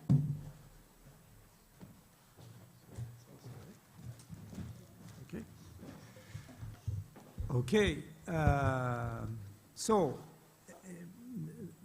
we have been discussing a little bit how to set this up, and I will give a somewhat short introduction, and that would be in English then, obviously, because, well, my Spanish is non-existent. And then Carmen will take over, and I think that, Carmen, you will speak in Spanish, right? Yeah. I think that's the best. And then you can bring me in whenever you want.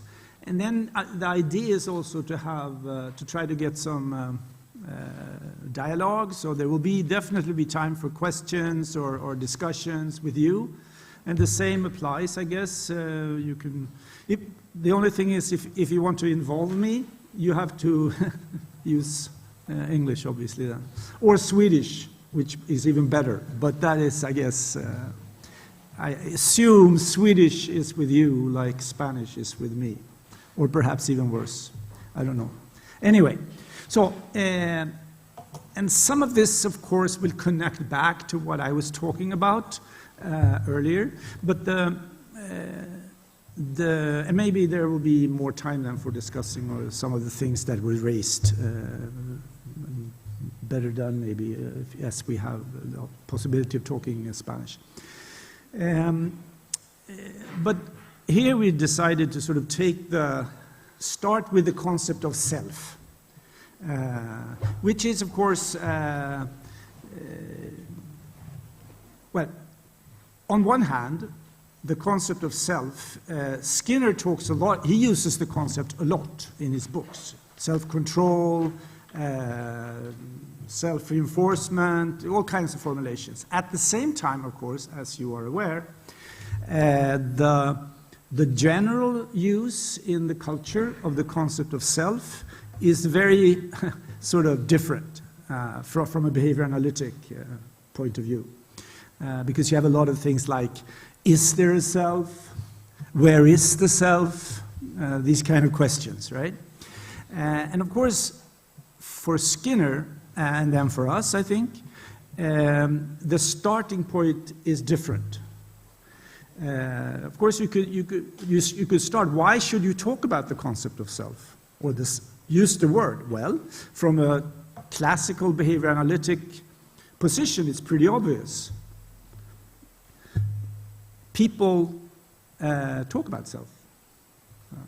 So, as all types of behavior are interesting from a behavior analytic point of view, of course, the talking of self, oh, thanks a lot. The talking of self is occurring, the natural behavior analytic question is, of course, what are the contingencies for people saying such thing as self, right? Now, and of course, as you probably know, Skinner's starting point is connecting to what I talked about earlier today, that is responding to your own responding. Now, so the classical example of Skinner, which I think, once again, is beautiful, he says, now, if you look at the variables controlling somebody saying there is a rainbow, okay, many variables, one variable most of the time is the presence of a rainbow. Now, if in the presence of a rainbow, somebody says there is a rainbow. But compare that, Skinner says, to another formulation, which is, I see a rainbow. And then he says, well, when he tries to look at the difference between the two, it's obvious that there are variables present in saying, I see a rainbow, that is not there in there is a rainbow.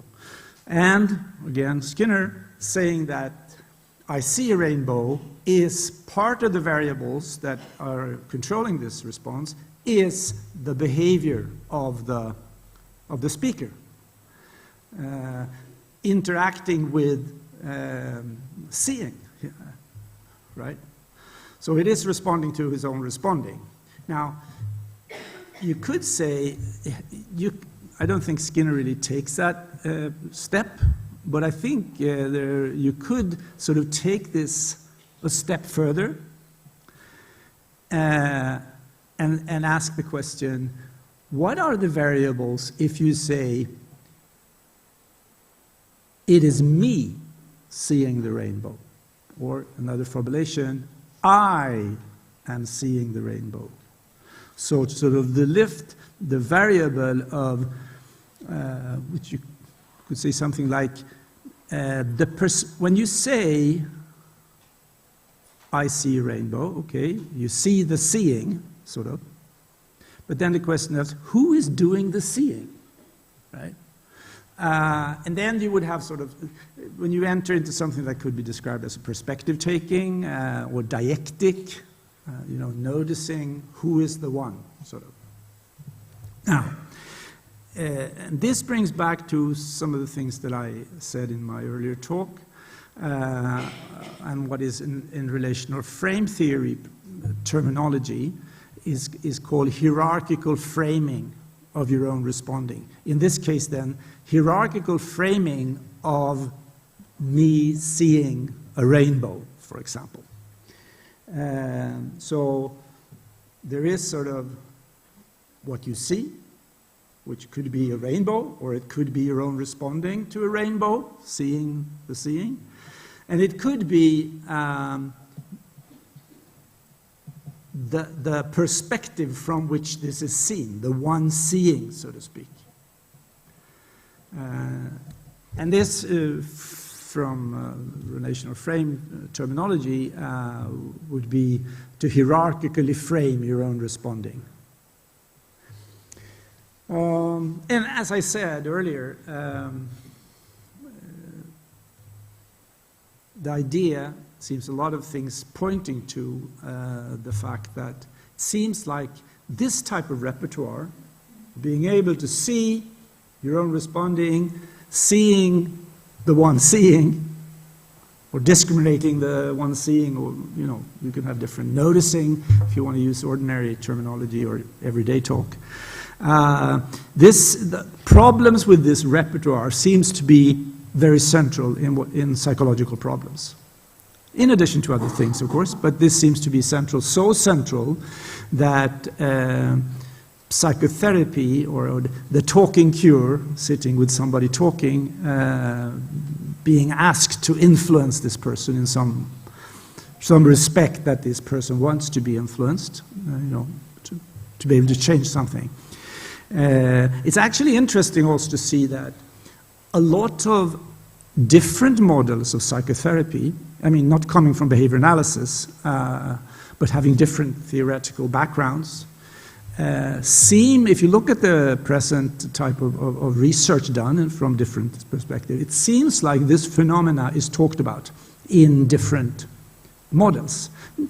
Different terminology given, of course, different theoretical assumptions, but still I would say that other models, even like more, how can I say, traditional CBT type of treatments are actually pointing to this phenomena. Talked about different terminology, decentering from your own responding, for example, cognitive distancing has to sort of, I mean, it's not the same thing, and it's definitely not described with the same type of scientific tools, of course, or ways of talking.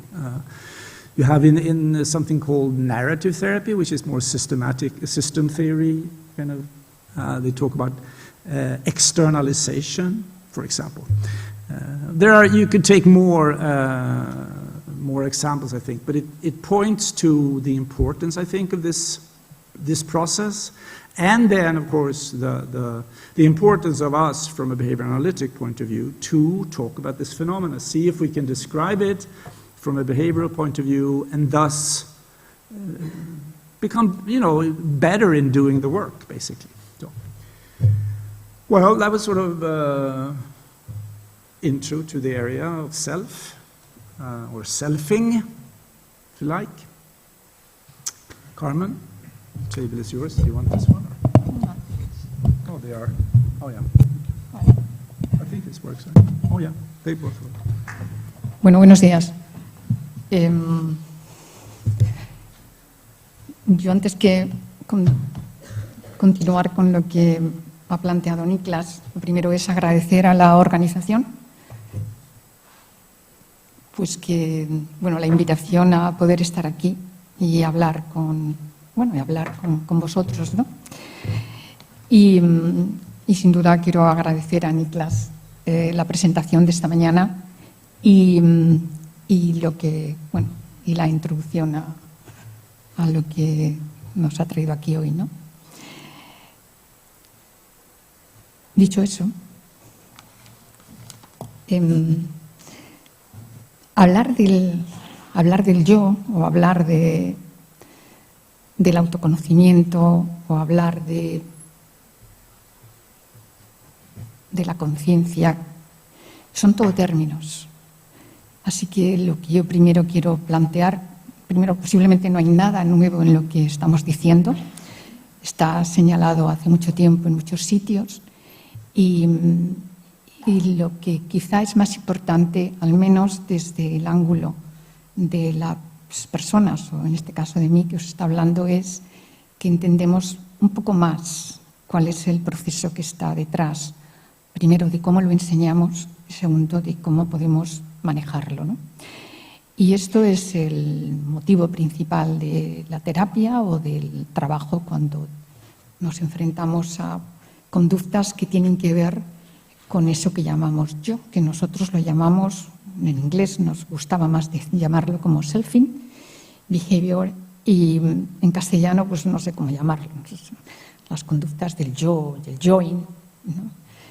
Porque si decimos la conducta del yo, da la impresión que está el yo y luego está la conducta, pero es que cuando estamos hablando del yo estamos hablando de conducta, es decir, que no nos escapamos nunca de que todo lo que hacemos no son entidades extrañas, sino que siempre es conducta, incluido lo que yo estoy haciendo ahora, ¿no? Nosotros hace unos años escribimos un capítulo que Niklas lo ha indicado ahí, donde hicimos esto mucho más explícito, ¿no? Hablar del selfing behavior, ¿no? Y enganchándolo pues con qué es eso, ¿no? ¿Qué es eso? Que lo hacemos todos los días, que nuestros padres y las personas que están a nuestro alrededor, desde que hemos nacido, pues nos han enseñado. Es decir, que si hablamos lo que hablamos es porque se han dado las condiciones para ello, ¿no? Es decir, somos un conjunto de factores y donde no nos podemos escapar de la historia personal. Por eso, según qué culturas, pues hablaremos de un modo o hablaremos de otro, o aprenderemos a relacionarnos de una manera u otra con lo que tenemos alrededor, si nos han enseñado a identificarlo, y sin ninguna duda con nosotros mismos. Lo que quiero dejar sobre la mesa es que estamos hablando muchas veces de términos, de lo que escribimos, tanto las personas que están categorizadas, ¿no?, en el mundo de la ciencia como en el mundo de la terapia. Yo no lo separo. Creo que lo importante es la visión, pero no nos podemos escapar de los términos. Y muchísimas veces, a lo largo, por lo menos de mi experiencia, es la cantidad de discusiones y de malentendidos que se organizan no solo en la vida fuera de estos contextos, de lo que llamamos ciencia o lo que llamamos terapia o la agrupación de ambas cosas, sino en la vida normal y corriente, ¿no? En el resto de contextos donde estamos, ¿no? Y es que discutimos más de términos que del referente de los términos. Yo recuerdo una discusión dentro del ámbito de esto que llamamos la RFT, de la visión, digamos, comillas, más avanzada de la RFT, la discusión de términos en un panel, y recuerdo decir cuánto nos evitaríamos, cuantísimas cosas evitaríamos si, más allá de los términos, dijéramos, estamos hablando de esto, ¿qué entiendes tú por este término? ¿Qué entiendes tú por este otro término? ¿No?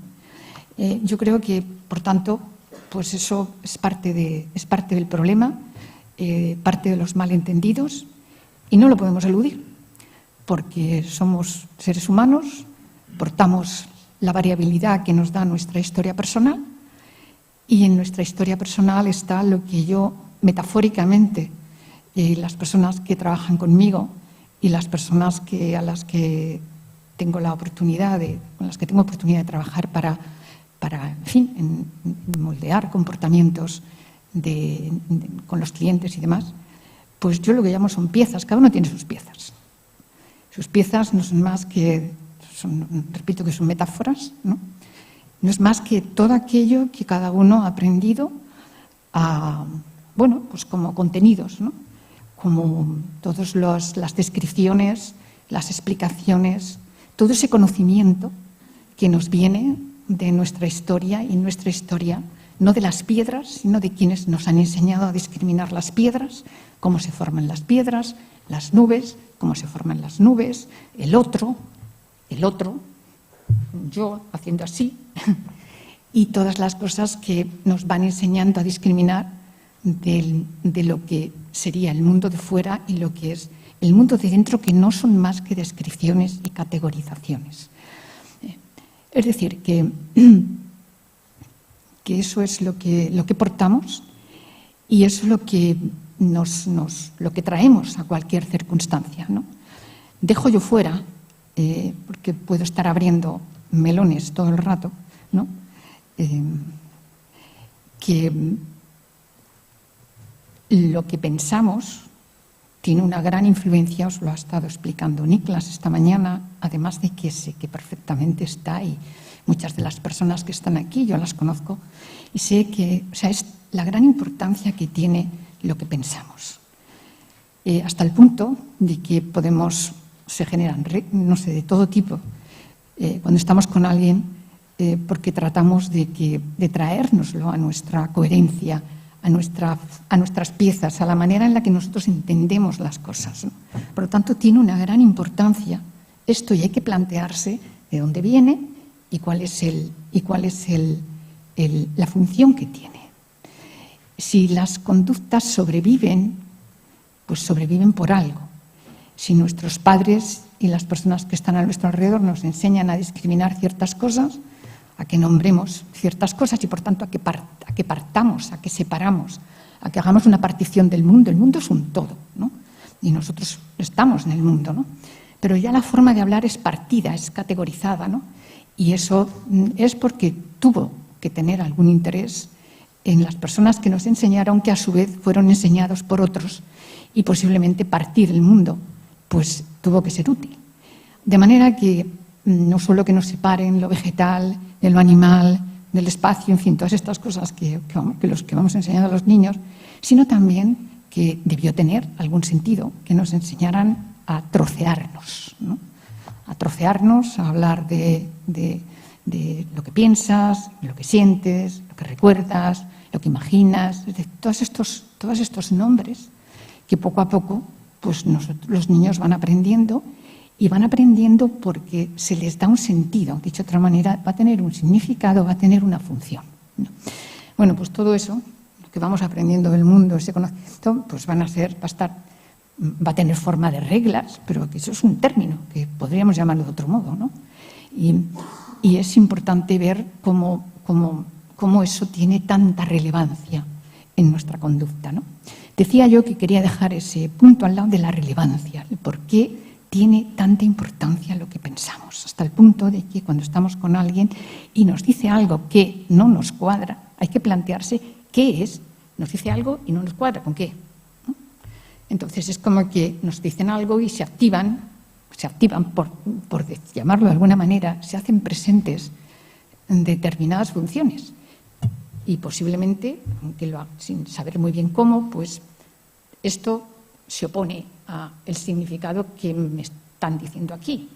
Entonces voy a responder a que esto no me cuadra con esto, y cuando voy a responder a eso voy buscando mantener mi coherencia, voy buscando tener la razón, voy buscando y cómo cada uno lo haga depende de la historia personal.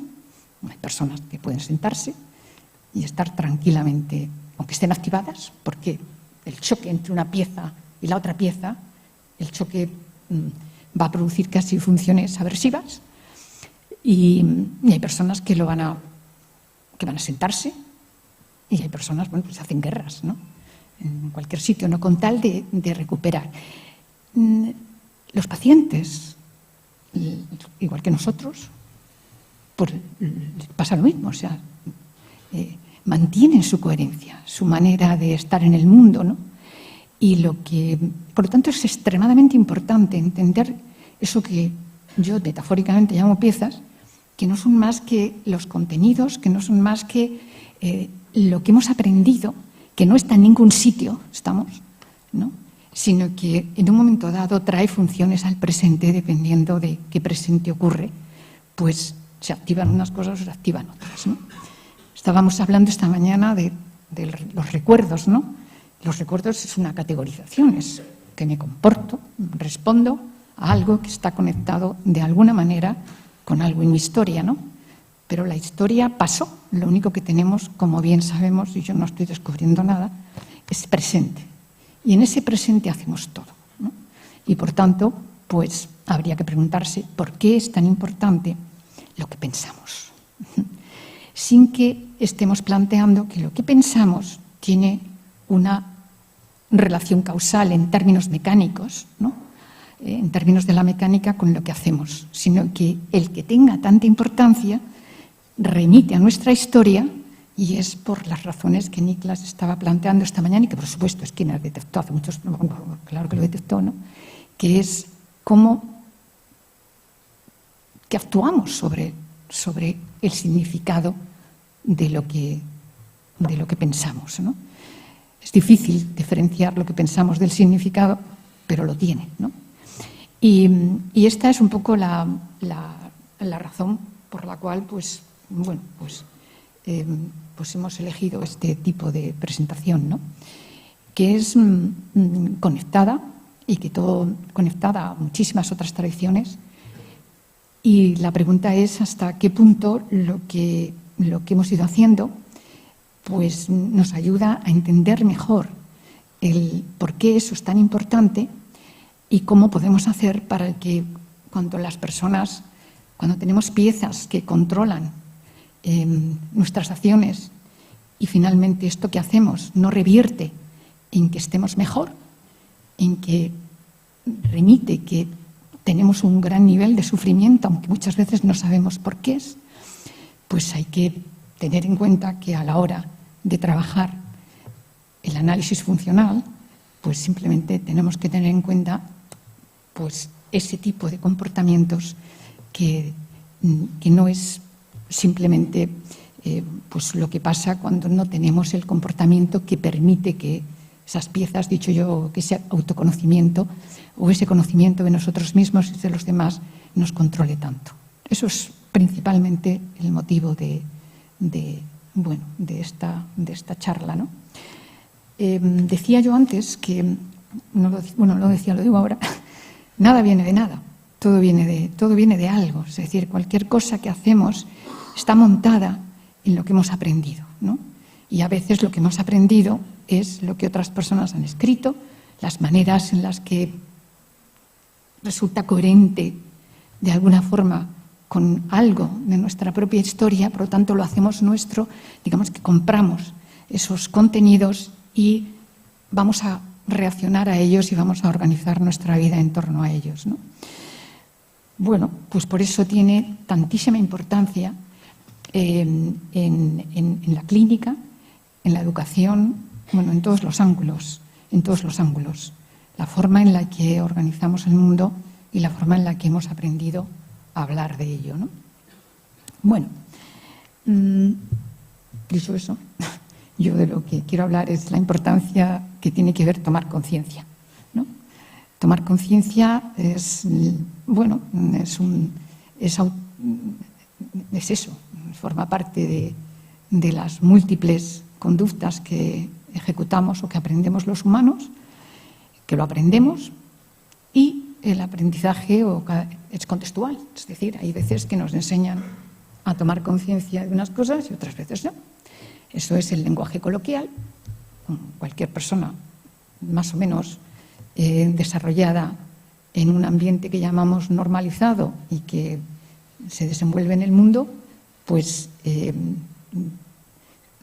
bueno, hablar de tomar conciencia se entera, ¿no? La pregunta no es muy fácil decirlo, y otra cosa es decir cómo se produce eso, cuáles son las condiciones, cuáles son los factores, cuáles son las principales claves que de alguna manera desarrollan ese tipo de comportamiento, y porque a veces es contextual para unas cosas, es decir, funciona para algunas cosas y en otras, y a veces pues funciona menos, ¿no? Cuando hacemos necesario que esa pieza, ese repertorio de tomar conciencia, pues se haga presente, y como veíamos esta mañana, y está escrito de mil maneras, aunque están desconectadas, desde luego en la literatura conductual, y por supuesto dentro de la literatura conductual, por supuesto en Skinner, ¿no? Quizá lo que, no, por lo menos así es como yo lo planteo, cuando en Skinner pasa como a veces con Cantor, hay muchos puntos que están dichos, pero es como que están desconectados, ¿no? O sea, Niklas esta mañana nos ponía frases y si releemos, yo no sé si os pasa, pero a mí cada vez que releo alguna obra de estas siempre aprendo algo. O sea, hay algo que conecto que antes no había conectado, ¿no? O sea, es muy fácil conectar muchos puntos y darnos cuenta que eso ya que estaba ahí, ¿no? Y que lo único que quizá, digamos, conocemos ahora es que conocemos un poco más de qué es eso y si lo conocemos más hay que plantearse para qué sirve ese conocimiento. Es decir, no se trata de conocer, sino ¿para qué? ¿Es útil? ¿Y es útil para qué? Es decir, cuando digo útil es cuál es la función que puede cumplir, que entendamos un poco más qué es eso de darnos cuenta de algo, ¿no? Ya está. Eso es una cuestión. Hay diferentes tipos de conocimiento y, como se planteaba también esta mañana, pues conocer algo del mundo o conocer algo de nosotros resulta que produce un cambio, incluso altera lo que llamamos las contingencias u otras funciones. Ese es el principal tema que no quedó explicado, que no quedó analizado en un momento, pues porque analizar algo o entender algo o tratar de identificar qué factores pueden ser los relevantes, pues no es una cuestión de tiempo, es una cuestión de las personas que están en ese tiempo, sean los científicos o sean los terapeutas, y no siempre no es tiempo, ya llegará, no, es qué tipo de personas o qué repertorio tenían las personas que en un momento dado identifican algo, notan algo y investigan sobre el tema y pueden establecer reglas o leyes o principios que luego son útiles para otra cuestión, ¿no? O para aplicarlos a otros niveles, ¿no? Pues eso es lo que, de alguna manera, por lo menos en mi opinión, ha ido pasando Y por lo tanto no se trata de decir ni qué es mejor ni qué es peor. Yo, la verdad es que cuando me catalogaba o me catalogaban, ¿no?, como una persona conductista radical, pues tenía problemas con mucha gente. Cuando abordé el ámbito del lenguaje, no solo desde el ámbito skinneriano, sino contemplando el lenguaje como conducta relacional, los que antes me catalogaban como, esto es un apunte personal nada más, ¿no?, como conductista radical así, ahora resulta que era una chica de la RFT, así me identificó una persona en un congreso, ¿no? Eres una chica de la RFT ahora, ¿no? Entonces yo nunca vi esas diferencias, lo siento, ¿no? No lo siento, ¿no? No las vi. Era como, es la conducta científica. O sea, conocíamos algo, aprendimos las leyes del aprendizaje, aprendimos las relaciones, cómo se podían generar funciones a los elementos presentes. No me voy a entretener en ello porque estoy convencida de que sois todos una audiencia claramente cualificada, ¿eh? Y luego había pues muchas cosas que no sabíamos de dónde venían, ¿no? Las críticas que hizo Chomsky a Skinner quedaron. Él no contestó, yo le pregunté por qué no contestó y me dijo: la vida es corta y no voy a hacer un libro explícito para que le entienda, ¿no? O sea, viene de otra órbita, ¿no? Había que escribirte todo, ¿no? Pues, ¿qué era eso de la generatividad? Hablar de generatividad no es ser chomskiano, ni asumir los postulados de Chomsky. Vamos, en mis piezas chocan completo, ¿no? Pero conocíamos cómo. Cuando yo empecé a trabajar en todo esto, estuve trabajando con niños deficientes, empezando por mi hermana, ¿no? Y lo hacíamos entrenando lenguaje, y los niños aprendían a pedir, aprendían a taftar, aprendían intraverbales, y a veces pasaban cosas en los niños que no entendíamos cómo lo habían hecho, ¿no?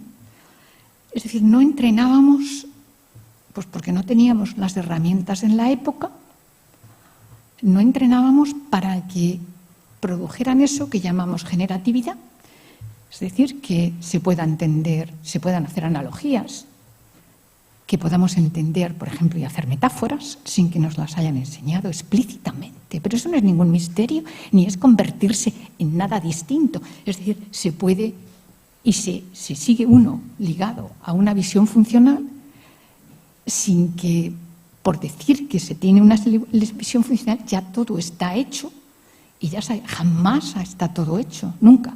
Cada vez que abrimos una puerta, como bien sabemos, o cada vez que respondemos una pregunta, hay muchas más preguntas detrás, ¿no? Se abren muchas más cuestiones, ¿no? Y eso es, y nada más, ¿no? De tal manera que el autoconocimiento, para volver, ¿no?, es la mayor parte de las veces es derivado, y lo importante es entender qué es eso de la derivación. Si teníamos los términos clásicos para hablar de que un estímulo que no ha sido explícitamente entrenado como estímulo discriminativo adquiera función discriminativa, ¿cómo lo llamamos? Entonces se comenzó a hablar cuando se saltó esto a la palestra y Sidman puso encima de la mesa un experimento, ¿no?, que mostraba en laboratorio clínico, ¿no?, unas relaciones nuevas. ¿Cómo lo llama? Entonces, pues lo llamó relaciones de equivalencia, pues porque lo llamó relaciones de equivalencia, pero lo podía haber llamado de otro modo, que es lo que quiero, ¿no?, señalar, ¿no? Igual que Paulot, pues con su visión, su manera de estar, no solo se dio cuenta de las gotitas, sino que se dio cuenta de otras cosas y se empezó a hacer preguntas, aunque luego él siguió otros derroteros, ¿no? Pero fue el principio de lo que se llama, de poder empezar a hablar de funciones condicionadas y todas estas historias, ¿no? Que lo podía haber llamado de otra manera, ¿no? Que se separase el condicionamiento clásico del operante, si llamase así, pues es parte de la historia de las personas que estuvieron ahí, ¿no? La pregunta es si cuando estamos hablando de unas funciones condicionadas no estamos hablando de otras cosas. Es decir, ojo con partir el mundo, ojo con categorizar, porque a fin de cuentas, las funciones condicionadas, o que llamamos condicionadas, no son ajenas para nada, sin ninguna duda, a las consecuencias que siguen a cualquier tipo de respuesta, ¿no? Pues, volviendo, nos quedaba eso por entender, que se llamase emergente, que es como lo llamó Sigman, que se llame derivado, que se llame relacional, pues son todos términos. Yo no me voy a pelear con los términos, o sea, porque al final del día lo importante es ver cuál es el fenómeno. Pero sí que es necesario, cuando estudiamos algo, tratar de entender cómo los niños derivan, cómo aprenden a derivar, cómo aprenden a relacionar algo que no estaba relacionado antes. Eso es toda la historia a la hora de empezar a entender pues cómo aprendemos lenguaje. Y esta es la razón por la cual, pues, en su momento, pues, unos cuantos hablan o formulan la teoría del marco relacional.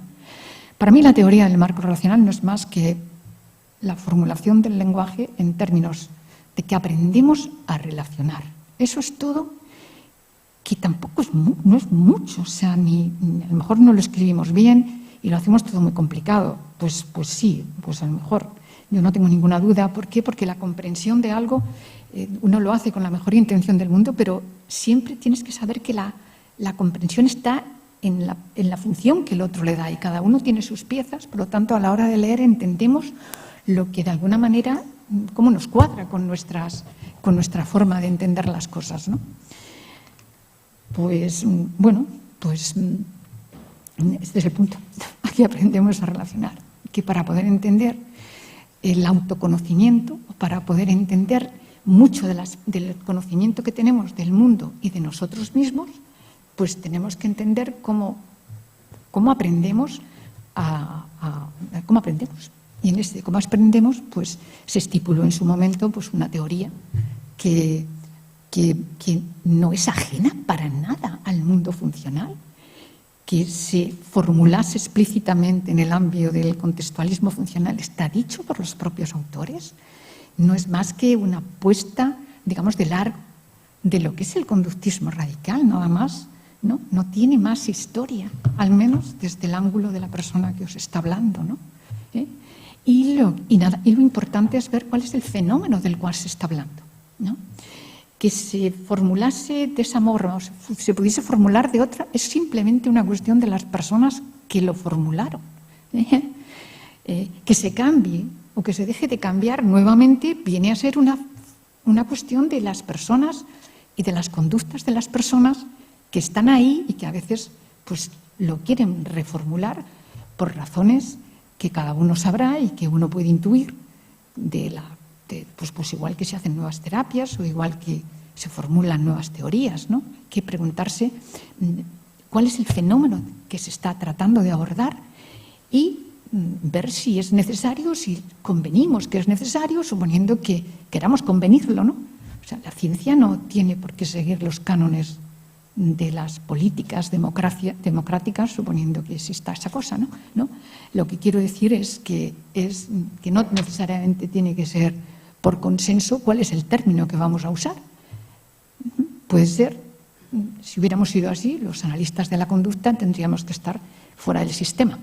Y curiosamente no estamos fuera del sistema, sino que muchas formas de adornar, muchas formas de mirar el mundo, y me voy al ámbito de la terapia, pues resulta que empiezan a redescubrir la rueda, que yo digo, ¿no? Redescubrir que las funciones son importantes, ¿no? Da igual si lo llaman funciones o lo llaman significado, la cuestión es que muchas veces los mismos términos hacen referencia al mismo fenómeno, ¿no? Y punto. Entonces el autoconocimiento pues requiere pues es un conocimiento de uno mismo. ¿Cómo se hace eso? Y ahí es donde entramos en la importancia, por lo menos visto desde las personas que están aquí, de entender el lenguaje en términos de conducta relacional, que no es para nada ajeno ni excluye los conceptos de mandos o de tactos o de interverbales. Simplemente, posiblemente, tenemos que añadir a todo esto, pues, ¿qué es cuando les enseñamos a nombrar, les enseñamos a pedir? Y es cuál es la relación que se establece entre esto y la persona que está actuando de hablante respecto de esto, ¿no? ¿Qué enseñamos ahí? Y eso es lo que definir el lenguaje en términos de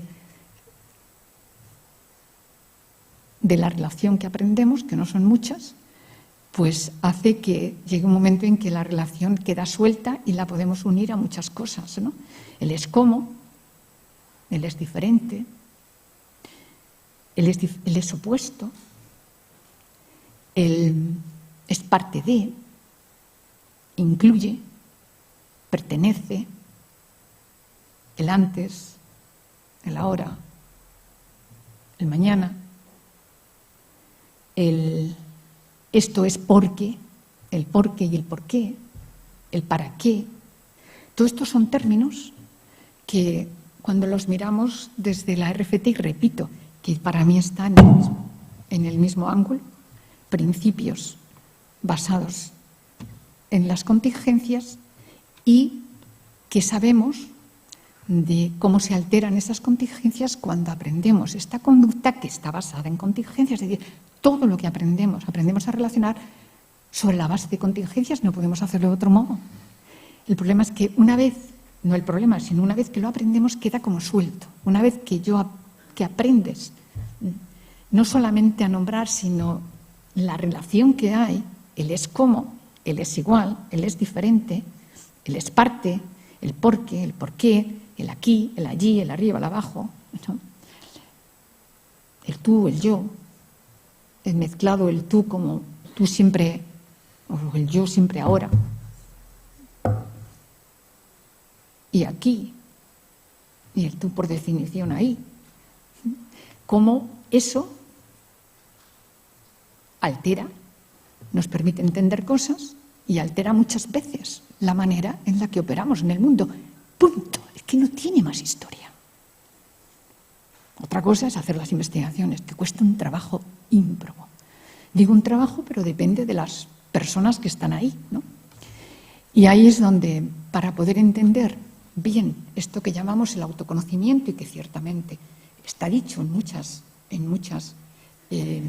vertientes, ¿no? Y sin ninguna duda en el ámbito de Skinner, y todo aquello que se creó en torno a Skinner, pues ciertamente nos ha facilitado el poder entender la relación cómo se hace la relación entre eso que yo llamo yo como observador de algo que también está ocurriendo ahí fuera, pero también que me ocurre a mí. Esa forma de hablar, incluso, esa forma es aprendida, ¿no? Y marca la diferencia. No es igual que sepamos que el que tiene cáncer es tu vecino y encima que es al que más odia porque vota diferente a ti,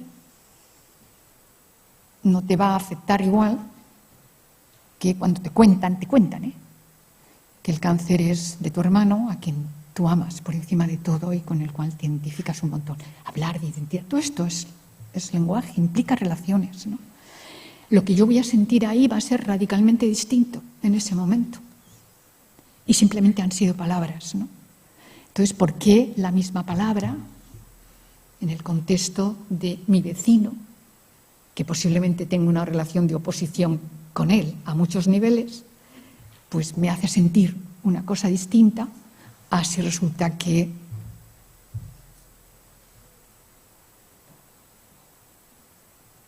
el cáncer o lo que fuera le está pasando a mi hermano, aunque está a distancia, imaginemos que es lejos, y lo siento como si me estuviera casi pasando a mí. Es decir, tratar de entender eso es importante. La investigación sobre eso es extraordinariamente difícil, ¿no? Hablar es muy fácil. La investigación es muy difícil y, por lo tanto, detectar cómo se produce eso, pues es un poco más complicado, ¿no? Y eso es, de alguna manera, lo que se puede aportar del recorrido de la ciencia conductual. Para mí siempre es la visión, no son las palabras, es la visión, y es tratar de entenderlo. ¿Cómo pasa, cómo surge esa emoción en ti? ¿Cómo surge ese pensamiento ligado a esa emoción? Que podríamos dejarlo unido, pero lo aprendemos a diferenciar. Y cómo a veces me trae recuerdos en ese momento. Y pienso en cuando estaba con mi hermano, qué otras cosas jugamos, qué cosas. Y entra, no solamente es dolor, es tristeza también, porque se me va. ¿Cómo pasa todo eso? Eso es lo que nos pasa a todos. No digo con este ejemplo, sino con otras cosas. Y tratar de entender cómo ocurre eso nos va a beneficiar, entiendo yo, mucho entender a nuestros pacientes y entendernos nosotros en la propia consulta. Como cuando estamos con una persona que nos trae algo, ¡pum!, dispara piezas repletas con un montón de funciones. Y a veces las lágrimas, estamos con ellos y se produce una conexión con ellos a pesar de que estemos ellos hablando de lo suyo y nosotros sintiendo en función de cómo nuestra historia se ha activado en aquel momento, ¿no? Es decir, nos va a ayudar, ¿no? Así que, pues, entenderlo no está de más, ¿no? Y este es el punto. Estamos hasta la 1, ¿no? Pues ya voy a acabar rápidamente. Porque una cosa es lo que yo me había apuntado aquí y otra cosa es lo que yo estoy diciendo. Que siempre pasa igual, ¿no? Y es, empezar a entender los problemas de nuestros pacientes y entenderlos en términos de la cantidad de contenidos, de conocimientos que surgen, de pensamientos y de reglas que surgen, cómo las hacen caso, cómo operan sobre ellas y dejan su vida o abandonan las cosas que tienen sentido para ellos y claro, pues les va mal, ¿no? Pero no les va mal porque tú lo digas como terapeuta, sino que es que a ellos les va mal, ¿no? O sea, no saben muy bien por qué. Es como que choca. La conducta que estoy haciendo me está chocando con algo, porque si no, toda conducta tiene que tener algún nivel de reforzamiento, toda. Otra cosa es que queda, como llamamos, transformada por las piezas, por las ideas que tenemos o por lo que creemos de nosotros o por lo que nos gustaría ser y no somos. Entonces, decía Niklas esta mañana, o sea, no puedo, no quiero hacer algo, le surge no puedo y se para. No puedo, es como un stop y se para. Me duele. No hace falta decirlo, no es la topografía, es la función. Me para. Me para y a lo mejor es la primera vez que me para, ¿no? Y me para y tiene que haber algún tipo de consecuencia que quede enmarcada, que quede englobada, que quede teñida, que quede vestida con coherencia. Es decir, me tengo que parar y no puedo seguir, ¿no? Y me quedo ahí. Y no pasa nada porque te quedes ahí, ¿o sí? Es decir, no hay ningún problema en pararse y en hacer caso a veces a lo que nosotros pensamos. El problema es sí, es un problema. Es que no puedo hacer mi vida. ¿O cómo está la vida? Y la vida, o sea, hay que ir más allá de eso. Pues es y dejar que los pacientes o que los clientes no estén mirando solo al no puedo, sino ¿y qué está pasando ahí? Como es abrir el resto del abanico que tiene la persona, es abrir el panorama. Porque si están ahí sentados es porque algo no está funcionando. Y están prisioneros de un modo de reaccionar que les mantiene en la cárcel, ¿no? A veces yo les pregunto, ¿a qué se parece?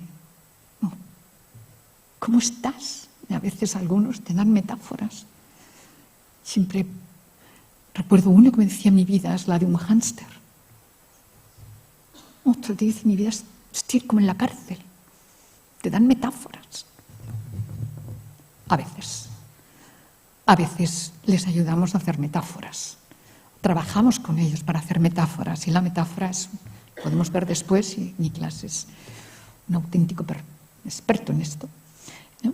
La metáfora hace que podamos ver las cosas desde un ángulo, o sea, que ayuda. Es decir, que muchas veces el atraparnos en nuestra coherencia, en nuestro lenguaje, nos da mucho sufrimiento, pero vamos a usar el lenguaje para desatascarnos, para que podamos vernos, para que podamos ver el que nos está atrapando, que piensas, que sientes, qué es lo que te dice lo que sientes y qué es lo que haces y por qué lo haces y qué está pasando, ¿no?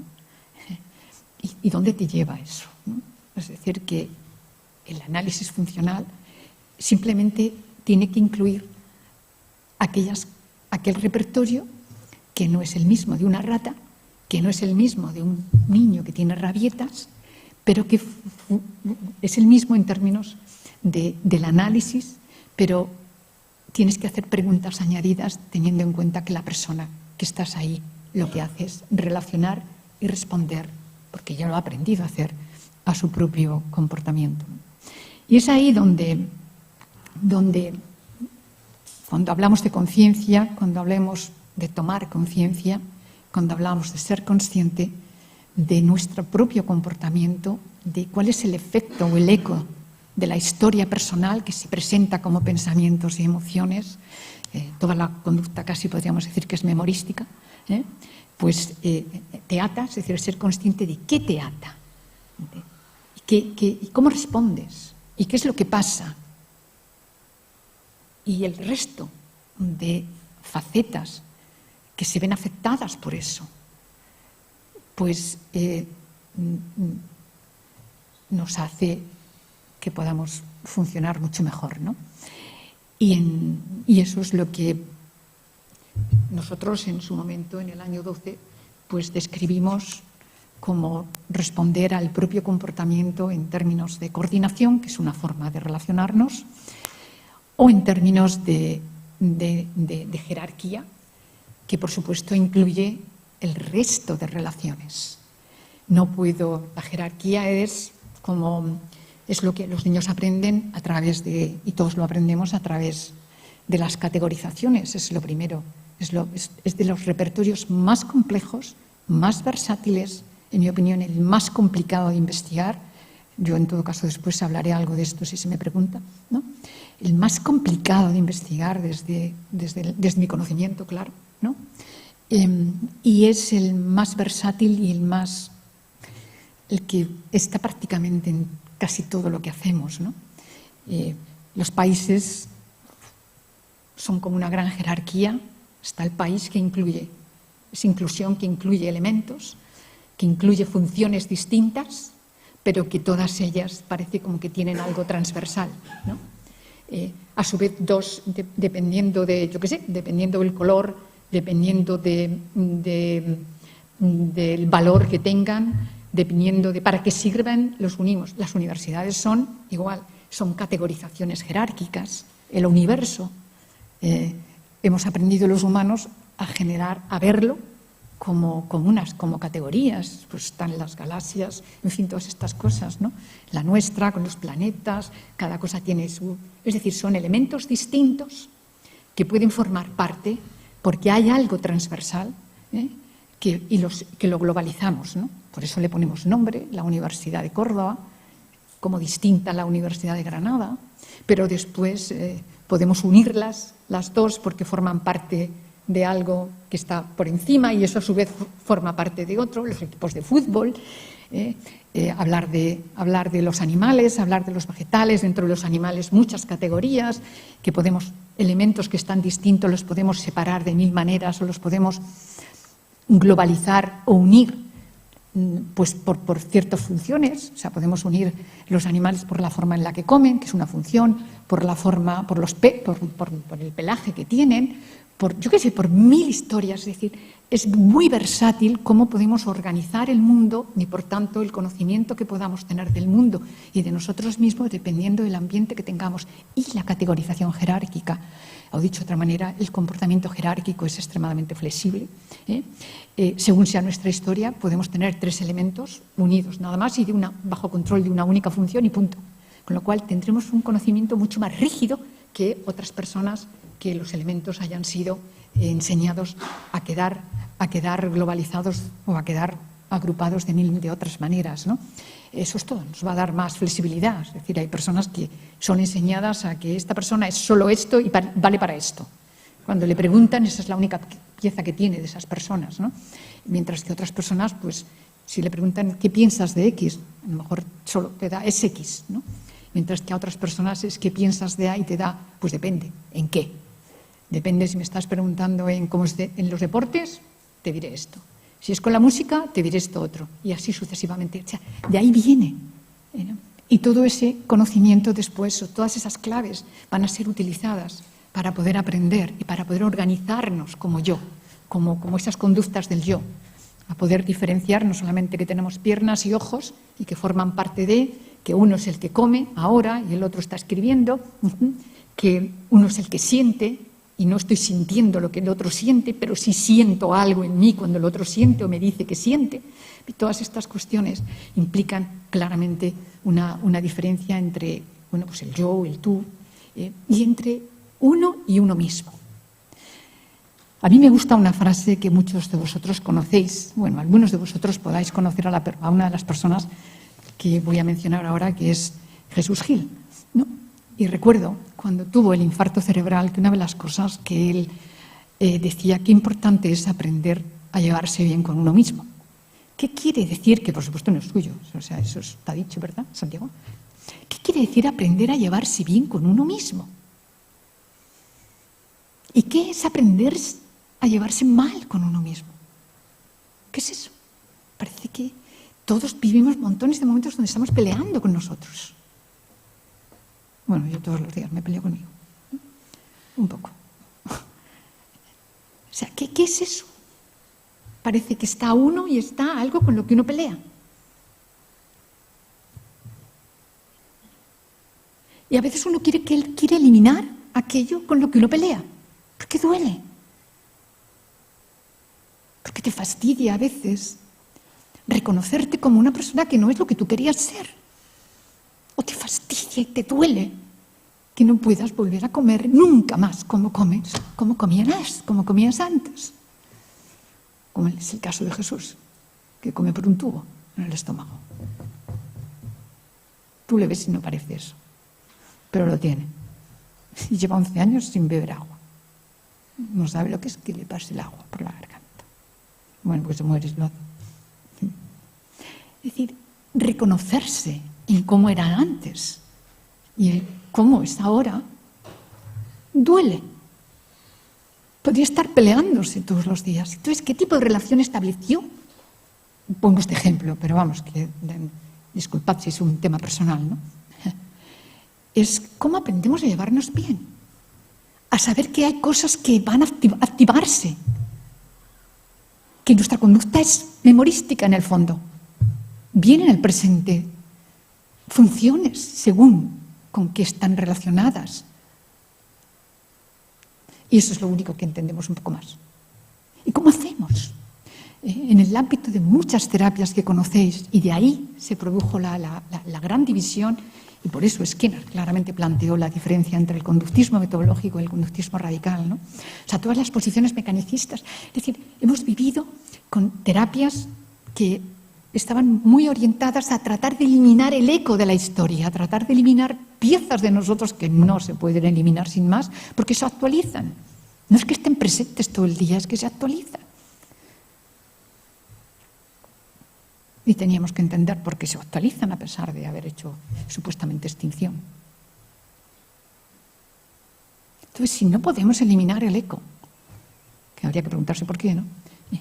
¿Qué hacemos con eso?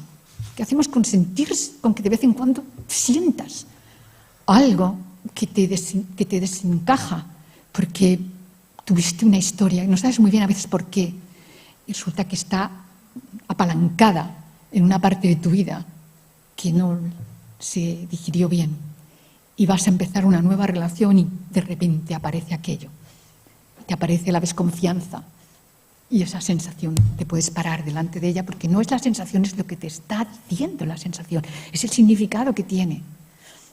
Párate, no sigas, porque te van a traicionar otra vez. Y te van a terapia y te dicen, quítamelo, porque me importa mucho la nueva relación, pero no puedo vivir con eso, no puedo seguir con eso. Y entonces es saber que muchas veces esa se va a presentar y qué otra cosa hay por qué puedes valorar y qué otro significado tiene, otros aspectos de tu vida, cómo puedes actuar teniendo esta función como controlando por encima de esta otra. Si las ponemos al mismo nivel entre el dolor y algo apetitivo, te vas por el dolor zumbando. Hay que aprender a magnificar de alguna manera, amplificar el significado de lo que por tu historia tiene sentido personal y tira para allá y enséñale a tu paciente a poder sostener esto aquí y a dirigirse aquí. Pero fijaos esto implica una relación entre yo, como la persona que se está dando aquí y que me estoy dando cuenta que me estoy dando aquí y que estoy hablando a lo mejor de otras cosas, no, si no me lo decís, no. Y esto otro que estoy sintiendo o esto otro que me está viniendo a la cabeza y dirigir mi acción hasta aquí, porque puede tener más sentido en un determinado contexto, en determinadas circunstancias, ¿no? O sea, ¿cuántas veces los que tenemos hijos, los que tenemos nietos, bueno, con los nietos es otra historia, ¿no? A los nietos no se les dice no. No estamos hechos para decir no a los nietos, por lo menos yo, ¿no? Es lo que tú me digas, ¿no? Dentro de un orden, claro, que lo ponen sus padres, ¿no? Pues con los hijos tenemos que hablar, pero muchas veces con los hijos, ¿cuántas veces nos ha dolido decir no? Y decías no. Te podías, o sea, con lo fácil que es decir sí, o sea, y acabamos rápido, se produce el reforzamiento y el encaje, pero era algo como no es coherente, chocaba con algo. Y entonces decías no, o decías sí, depende, ¿no? Entonces, eso es, y esto es lo que hemos aprendido, que en el fondo, pues, es ver qué tipo de procesos son los que facilitan que las personas, en vez de estar así, puedan sentir lo que tengan que sentir, el pensamiento que tengan, las reglas que vengan con todo ello y sostenerlo aquí. Es una relación sin ninguna duda de perspectiva, pero no es única, sino es esta y es como que hay una relación de jerarquía, ¿no?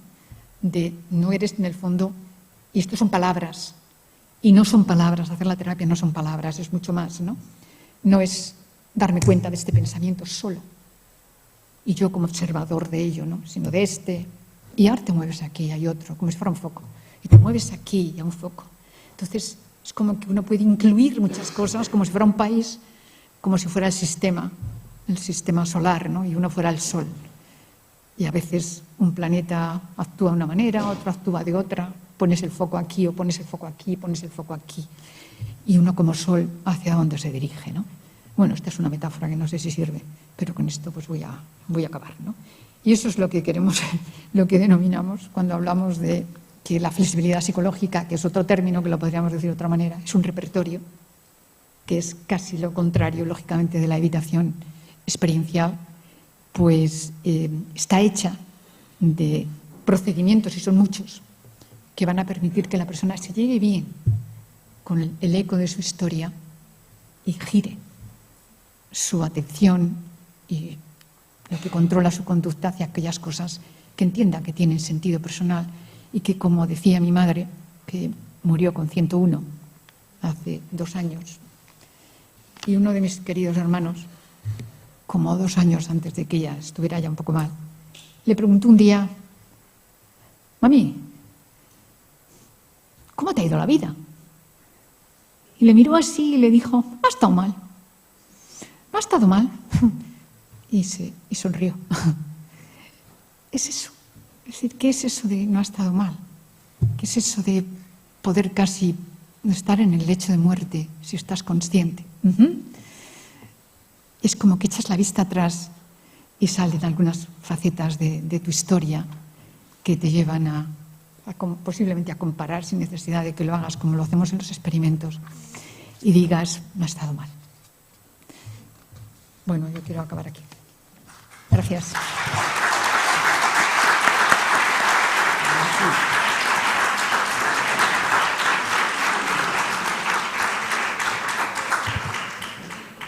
Bueno, si queréis cuestiones, yo no puedo traducir todo esto a Niklas, pero Niklas y yo hemos compartido muchísimas cosas a lo largo de los años y, bueno, pues ya está. Yo puedo traducir un poco las cuestiones para Niklas.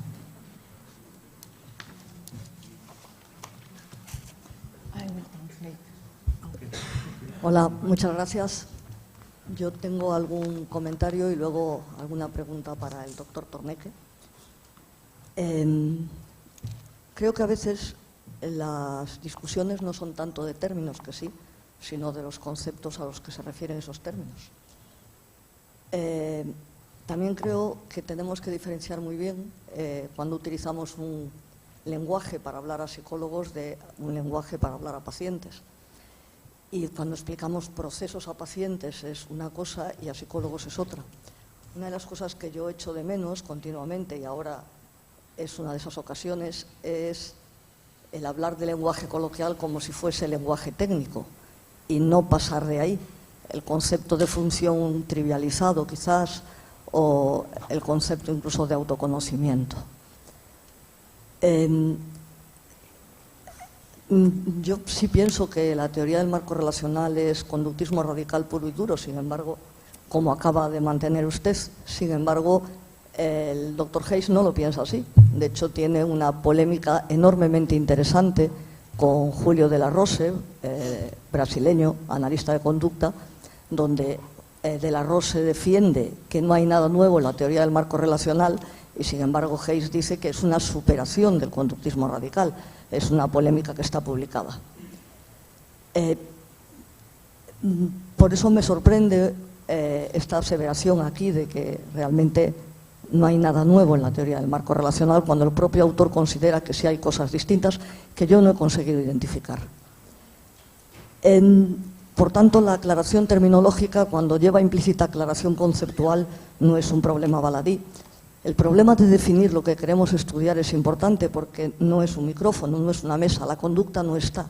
Y al no estar, sino que se construye a través del lenguaje, puede dar lugar a muchos errores. Yo tengo una pregunta, dos para el doctor Torneque. Dr. Torneque, thank you for your words. And I have a question. What do you think about the actual discussion on private events between Catania and William Baum, two analysts, experimental analysts? I think that this discussion is very interesting, and I would like to know your opinion. And another question is about the role of Pavlovian processes to explain relational behavior. Thank you. Is it the same question in Spanish and English? No. Okay, I'll start then with the one that seems easier for me. Now, as for the debate on private events with William Baum and Catania and others, of course, William Baum takes a very different position. He's not only debated with Catania, he doesn't agree with Skinner, right? He's very clear on that. He has a totally, well, not totally, but very much different view on many things than Skinner took, and especially on verbal events, or on private events. And, from what I've read of William Baum in this discussion, I think his model his way of reasoning is very abstract to me, and It's almost more like philosophical. It's hard for me to see the practical implications in the type of work that I'm used to doing, which is, psychotherapy or that clinical behavior analysis. So it's easy for me to side on one. I prefer the arguments of Skinner, Catania, what's this other guy who's been involved? Moore, right? Well, I'm not very impressed actually by William Baum's, but I've read a book and an article. I never discussed it with William Baum in person, so there might be things here that I don't get that well. I don't know, but that's just to answer your question regarding this debate. And the second one about Pavlovian process of relational behavior. Can you give her the? I didn't really Yes. get. Sorry about that. It's hard to. I have interest to know your opinion about the role of Pavlovian processes to explain relational behavior. No, only operant processes. Okay. Well,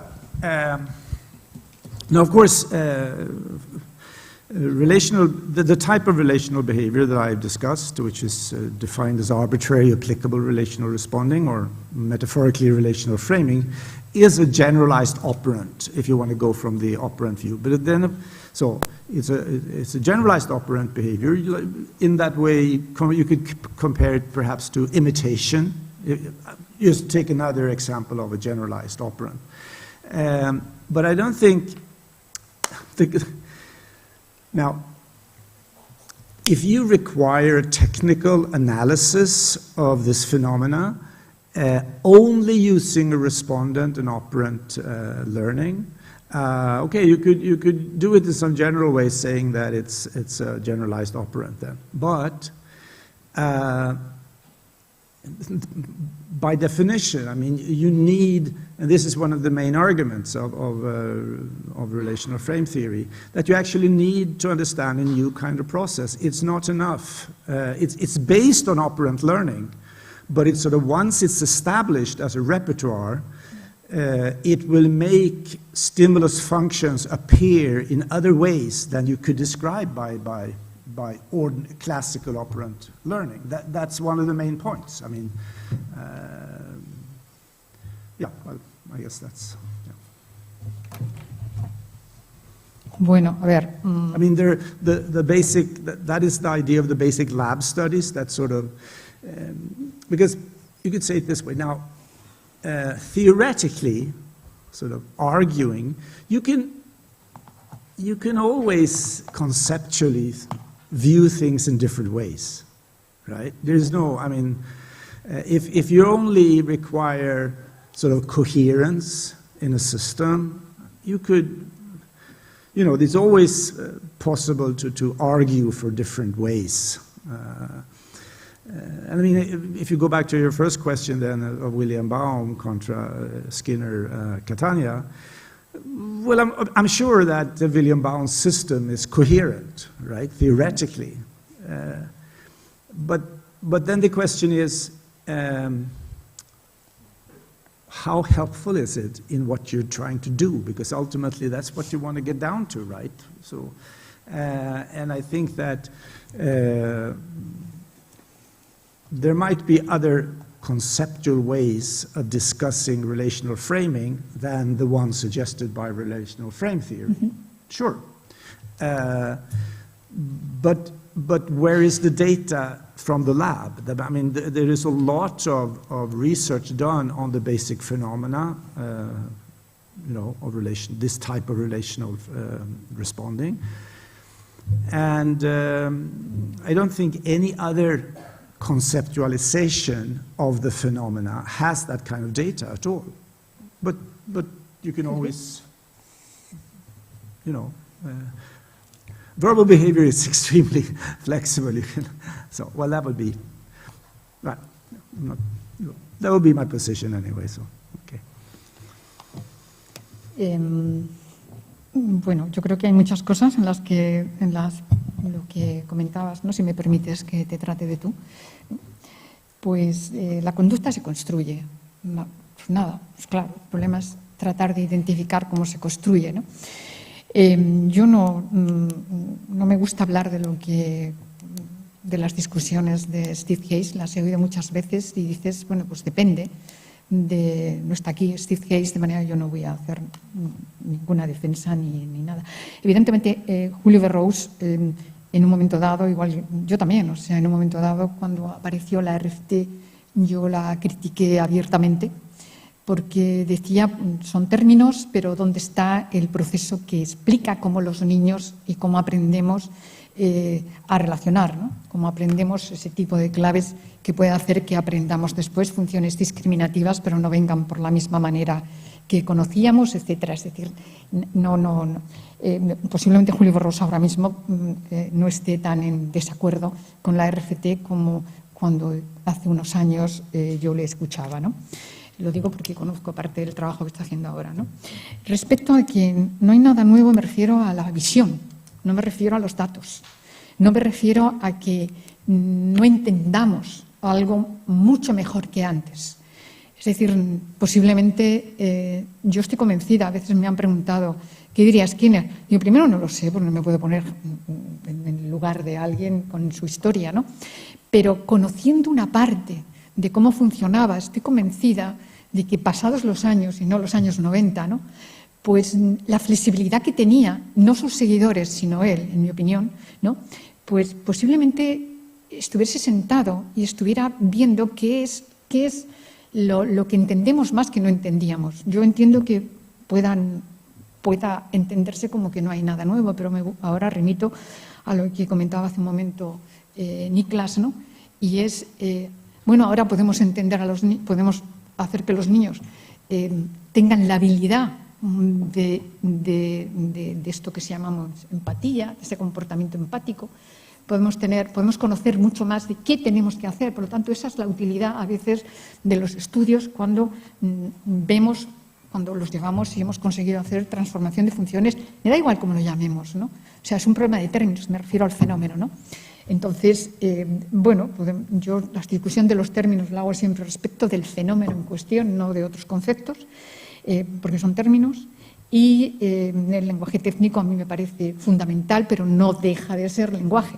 Es decir, que habrá que a veces podemos estar utilizando el concepto de condicionamiento, de reforzamiento o, por supuesto, de conducta relacional y estamos hablando de cosas diferentes. Por eso a mí siempre me gusta decir, háblame, ponme un ejemplo exacto, qué es lo que quieres. Entonces vamos a ver si independientemente de las palabras que estamos utilizando podemos empezar a hablar de algo que nos sirva como una función común, ¿no? Entonces hay muchas cuestiones de las que planteas en las que estoy de acuerdo y sí que es cierto que hay algo nuevo, no estoy diciendo yo que no lo haya, ¿no? Lo que no hay nuevo es la filosofía. El hecho de que se confunda a veces los hallazgos, o sea, los principios que regulan la derivación, no debe confundirse con la filosofía, en mi opinión. Es decir, que una cosa es la visión que está ahí y otra cuestión son los datos, ¿no? Entonces, respecto de la visión, se puede decir mejor o peor, más explícita o no. Yo casi siempre utilizo tanto el interconductismo como el conductismo radical y el contextualismo funcional, los coloco dentro de mi manía de la jerarquía, ¿no? De tratar de encontrar el elemento común más allá de los términos distintos. Y otra cosa es cómo esa visión nos ha permitido y nos permite detectar o describir, que a su vez es conducta y es lenguaje, los principios o las leyes que facilitan que podamos enseñar a los niños, por ejemplo, a hacer metáforas, que las puedan comprender a la primera, que hagan analogías más allá de las metáforas, ¿no? Que puedan aprender montones de conductas que requieren la derivación, ¿no? Eso es todo, que lo puedan hacer de forma más fluida, que puedan tener esa flexibilidad que muchas veces pues vemos que no se tiene, pero siempre es de alguna manera buscando y sabemos si algo que llamamos nuevo sirve para hacer investigación que de alguna manera nos permita a su vez manejar mejor nuestra conducta, en este caso, en el caso de la clínica, nuestra propia conducta como terapeutas en el contexto de la conducta de los pacientes, ¿no? De forma que, bueno, esto de la superación que comentas del conductismo radical, pues será en los términos que, desde luego, yo entiendo que a veces usar las metáforas que se utilizan para diferenciar el conductismo radical del contextualismo funcional no es más que el uso de unas metáforas, no en la vía, o sea, en el centro es la misma cosa, la función es la misma, pero el hecho de que a raíz de Sigman pues pudiéramos empezar a entender el lenguaje en términos de aprender relaciones, de aprender claves de relación que después pues podemos utilizar para relacionar elementos que no hemos relacionado antes. A mí eso me parece absolutamente nuevo, por lo menos yo no lo conocía, no en términos de palabras, sino en términos de qué uso podemos hacer. Yo estoy convencida, y así está ocurriendo, que muchas personas que, por ejemplo, tienen los programas de ABA, pues están entrando en la comprensión de la conducta relacional y, sin duda, pues los niños van a tener comportamientos mucho más flexibles y mucho más fluidos que como los entrenábamos antes. Eso es lo que puedo decir, ¿no?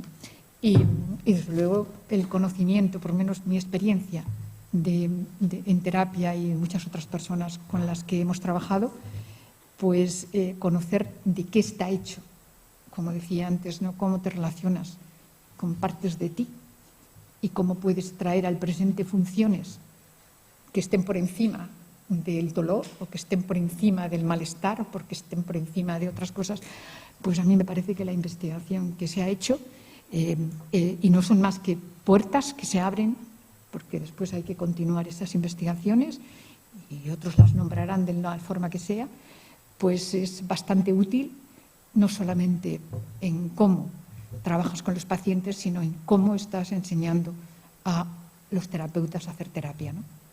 Y por todo lo demás, no hay más que decir. Bueno, es la una, no sé si hay más preguntas y si no, pues cortaríamos aquí. ¿Hay tiempo, organizadores?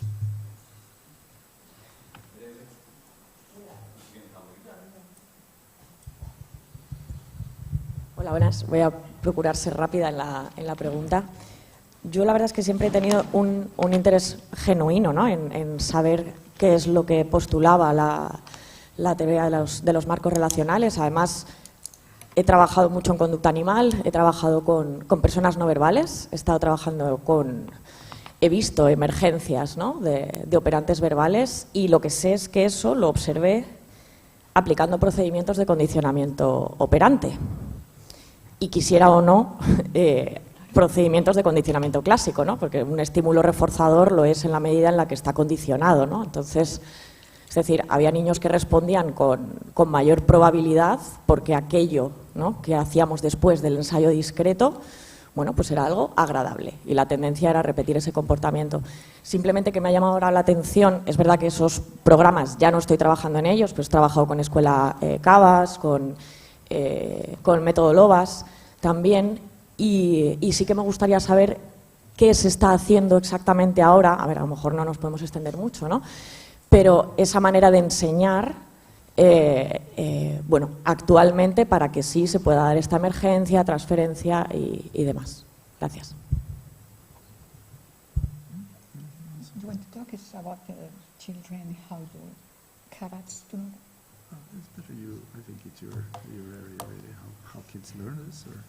Bueno, no nos da tiempo, porque yo adoro este trabajo, ¿no?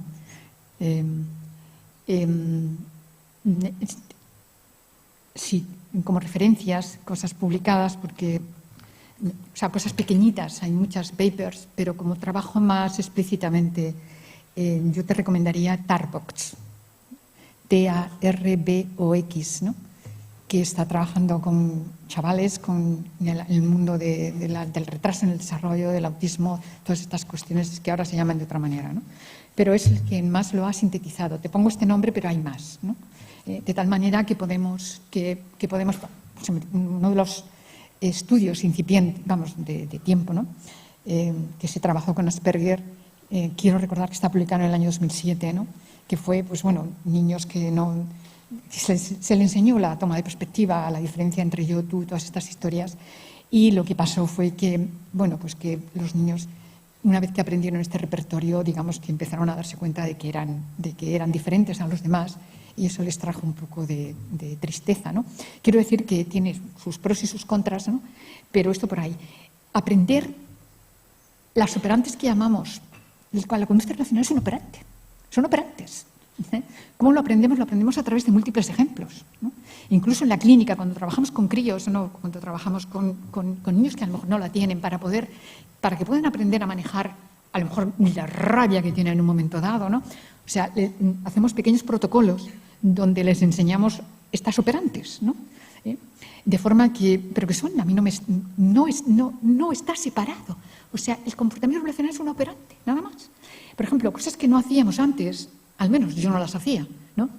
Era que les enseñaba los tactos y demás, pero no les enseñábamos, ¿qué diría yo? No, o sea, esto es como esto. Empezar a emplear el es como, introducir las claves, que las repetíamos, que se repetía aquí, los múltiples ejemplos, lo que indica no es la repetición, como seguramente seguro, ¿no? O sea, sino que es que utilices algo que no existe, por definición. El es como no está en ningún lado, es lo contrario tampoco, ¿no? El aquí, el allí, eso no está en ningún sitio, sino que son palabras, pero que las utilizas con elementos, inicialmente con propiedades no arbitrarias, para que ese concepto, comillas, adquiera función, lo tiene para ti, como el que está enseñando, pero tienes que trasladarlo, tienes que enseñarlo al otro. Entonces, esos múltiples ejemplos hacen que aprenda el es como. El es como a veces lo haces con elementos que son iguales. Si quieres emplear el más que, utilizas elementos que unos más, pero no en volumen, en muchas cosas, ¿no? En color, la intensidad, también el que es más rojo, no sé. Y ese más que, ese opuesto o ese es como, utilizas múltiples ejemplos de tal manera que esto queda como si tuviera patas, ¿no? Como si estuviera en el aire. Lo puedes usar después para más cosas. Y para establecerlo como con elementos o con estímulos que no tienen esas propiedades no arbitrarias, sino que ya son arbitrarios. Puedes utilizar el chico este que va a venir es como esta otra que está aquí detrás, ¿no? Y si con esta otra que está aquí detrás tú te llevas muy mal, entonces el niño no quiere ir con ella, ¿no? O sea, vas a tener un nuevo profesor y ese nuevo profesor está bueno, es como el otro, ¿sabes? El que, pues yo no quiero, entonces el niño llora, no sabes por qué está llorando, no sabes qué le pasa y al final te enteras que es que resulta que está reaccionando a un estímulo que no conoce sobre la base de la relación que tiene con otro. Bueno, ¿cómo lo enseñamos? Son operantes. Y la única diferencia es simplemente que esa operante, una vez que tú tienes que aprendido esa clave, se va a utilizar de forma no arbitraria y produce funciones nuevas. No tiene más. Pero ese no tiene más es mucho, es mucho más porque apela a lo que es la generatividad, que me da igual el término, que no me gusta, ¿no? Pero que es una forma de hablar, que es conducta nueva.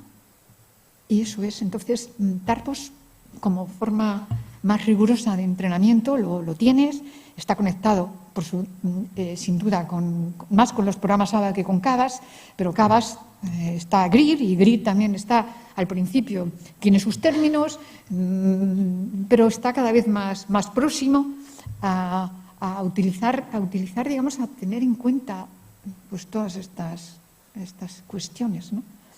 Y al final, pues yo qué sé, a lo mejor llegamos dentro de 10 años, ¿no? Yo no creo que lo vea, pero a un acuerdo, ¿no? Donde ahora vamos a utilizar determinados términos. Yo creo que es más ponerse de acuerdo en cómo tenemos que enseñar esto que posiblemente el acuerdo en los términos, porque cada uno tiene su ego, las motivaciones son múltiples y pasa como con las terapias. O sea, una terapia común, pues sí, pues muy bien, pues ya veremos, ¿no? Si es posible, ¿no? No sé si te respondo, pero yo a tu disposición. A mí me flipa este trabajo, de verdad.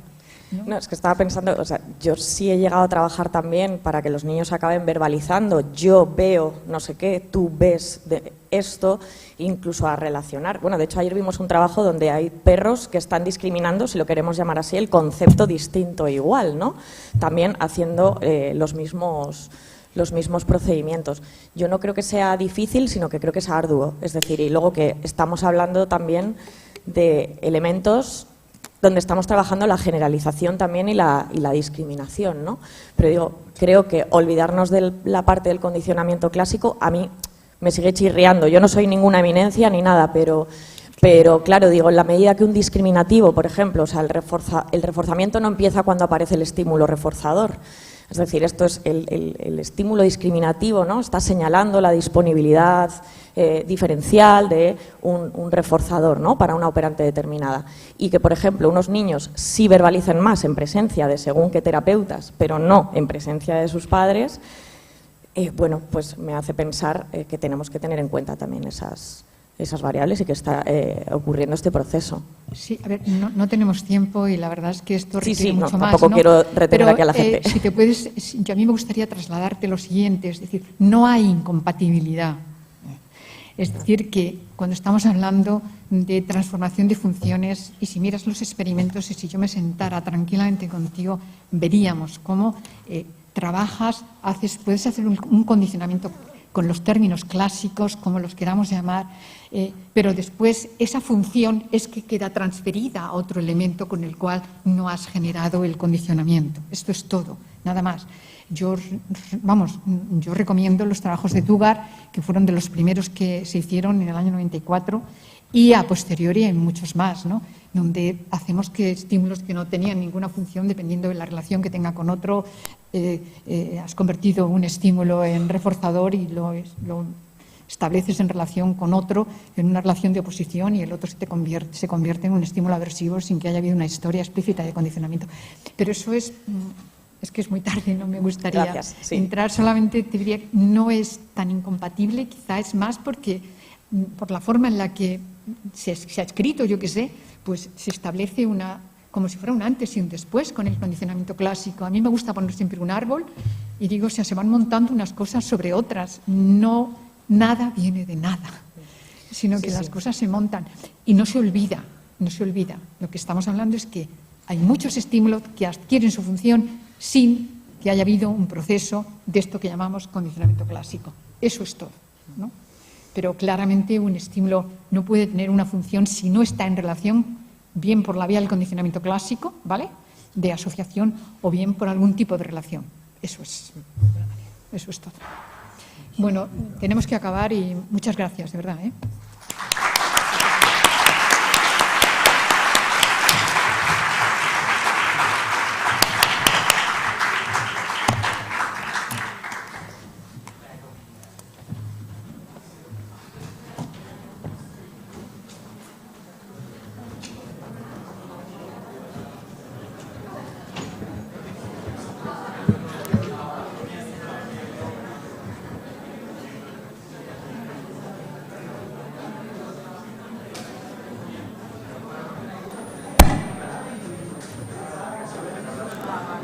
Estaba esperándolo, pero no lo ha hecho caso.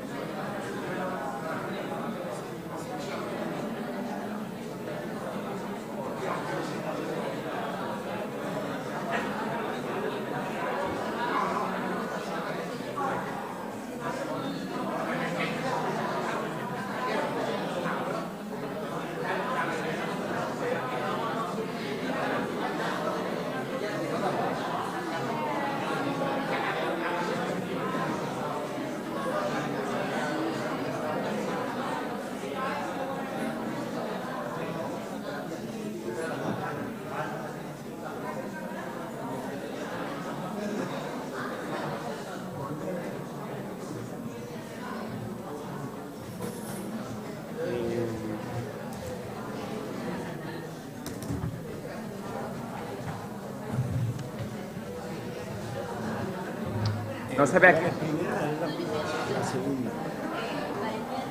Vale, perfecto. No me sale en esta pantalla. La tercera soy yo. Sí. Hago yo, sí. Sí, luego hablamos.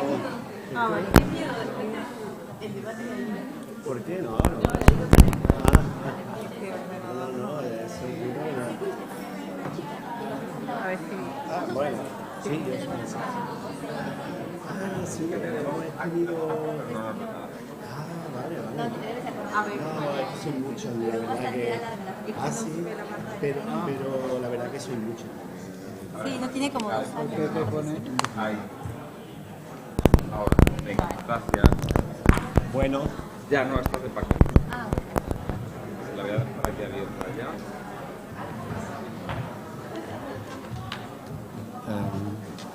Ay, amigo Valentín. Esta es la de Elizabeth. Bueno, están pocos.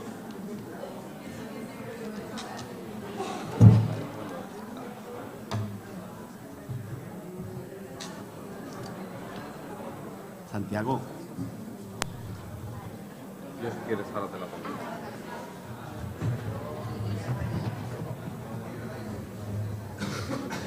Bueno, nada, vamos a continuar, por favor, con la siguiente fase del Congreso. Vamos a las comunicaciones orales. Entiendo que después de la conferencia que nos han mantenido Nicla y Luciano, pues todo el mundo esté comentando, ¿no? Me parece que ha sido brillantísima, ¿no?, la comunicación de los dos, ¿no? Así que os pedimos un pequeñito más de esfuerzo. Sabemos que ahora estáis repasando lo que ellos nos han ido contando. Vamos a cambiar, vamos a seguir en una mesa que, como veis, tiene un perfil muy claro, ¿no?, de análisis conductual aplicado a la población infantil, trastorno del neurodesarrollo. Creo que la mesa viene al hilo, no estaba previsto. Al final de una de las preguntas que se han hecho, qué tipo de operantes se enseñan, cómo se derivan, si hay generalización, si hay transferencia.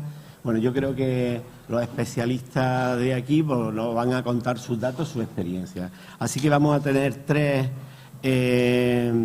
comunicaciones. Vamos un poquito mal de tiempo, pero bueno, intentaremos ajustar. La primera es nuevas perspectivas en la aplicación de las intervenciones basadas en ABA, cosa que viene al hilo, en población con trastornos del desarrollo, la enseñanza del habla con encadenamiento y transferencia de operantes verbales en personas con síndrome de Down, y os aseguro que yo no tengo nada que ver en eso, así que buena cosa, ¿no? Parece que la cosa se va generalizando, ¿no? Vamos hablando de operantes en distintos contextos, y el último lo presentaré yo. Está también por aquí un compañero que ha participado, que lo tenemos allá atrás, es de su trabajo de tesis, y se titula Estudios de tactos puros intraverbales para la enseñanza de nuevos tactos impuros, implicaciones en la transferencia del aprendizaje. Así que, cuando queráis, podéis comenzar. Buenos días a todos. Mi nombre es Valentina Piermatei y presento esta breve intervención con mi compañero José Alberto Monseco. Y después de la charla que hemos escuchado es un poco difícil hablar, pero bueno, haremos lo posible para que sea cuanto más posible claro lo que queremos transmitir. ¿Por qué hemos decidido tratar este tema y presentar nuevas perspectivas, como pone el título? Pensamos que es muy importante abrir la mente, por eso estamos aquí hoy. Y sí que me gustaría preguntar quién del público está trabajando con la población infanto-juvenil aplicando la metodología ABA. Si hay alguien, muy bien. Perfecto. Para empezar, nada, mencionar que todo el mundo sabemos que lo que hacemos en nuestra práctica clínica diaria se basa en evidencias. Entonces hemos querido destacar un par de material, más allá de todo lo que está fuera a disposición, para poder decir que todo lo que hacemos está basado en años y años de investigaciones científicas. Pero lo que queremos presentar hoy es esto, Cuando hablamos con José de cómo poder hablar hoy de la terapia ABA, hemos decidido enseñaros este mensaje que nos pasó Daniel Comyn, que en nuestra opinión es un mensaje muy fuerte. Entonces, Comyn en un artículo que ha publicado en el 2021 mueve muchas críticas sobre la aplicación de la metodología ABA hoy en día. Entonces, yo misma al leer su artículo tengo que reconocer que en algunas partes me encontré hasta de acuerdo con él. Entonces, ¿por qué? ¿Qué estamos tratando de transmitiros hoy? Tenemos que abrir la mente y ver de dónde salen estas críticas, qué podemos hacer para cambiar. Porque si existen críticas hacia el ABA, probablemente tienen razón, existen por algunas razones. Entonces, ¿por qué surgen las críticas? Son diferentes razones que vamos a analizar de una manera muy rápida. En primer lugar, las críticas surgen por las malas praxis de los profesionales. Como en muchos campos de trabajo, sabemos que existen profesionales de diferentes tipos y en este caso sí que a veces pasa que está mal aplicada la metodología basada en ABA. En segundo lugar, podemos ver cómo muchas veces los que hacemos ABA faltamos de ética, faltamos de flexibilidad y humanidad. Nos dicen que no tenemos en cuenta a las personas con las que trabajamos. Nos dicen que estamos más atentos a procedimientos y a toma de datos en lugar que prestar atención a la persona. Y de aquí se han creado algunos mitos que reflejan cierta realidad hoy en día. Y hemos seleccionado algunos, que hay muchísimos mitos, pero hemos seleccionado algunos que nos parecían más significativos. Y en primer lugar, destacamos una vez más la necesidad de cambio y de actualización que tiene que empezar por nosotros como profesionales que aplicamos ABA. Hablamos del mito número 1. ¿Qué nos dicen? Nos dicen que ABA es rígido y no permite flexibilidad, lo cual es cierto. Ahora sí que necesito de la ayuda de José para enseñaros, por ejemplo, cómo hemos trabajado durante años el trabajo, enseñar a un niño a esperar. Muy bien, espera. Siéntate. Manos quietas. Espera. Sí, pero mira, hay una luz azul. Espera. Silencio, manos quietas. Espera. Muy mal. Bien sentado. Espera. Bueno, que no sigo. Gracias.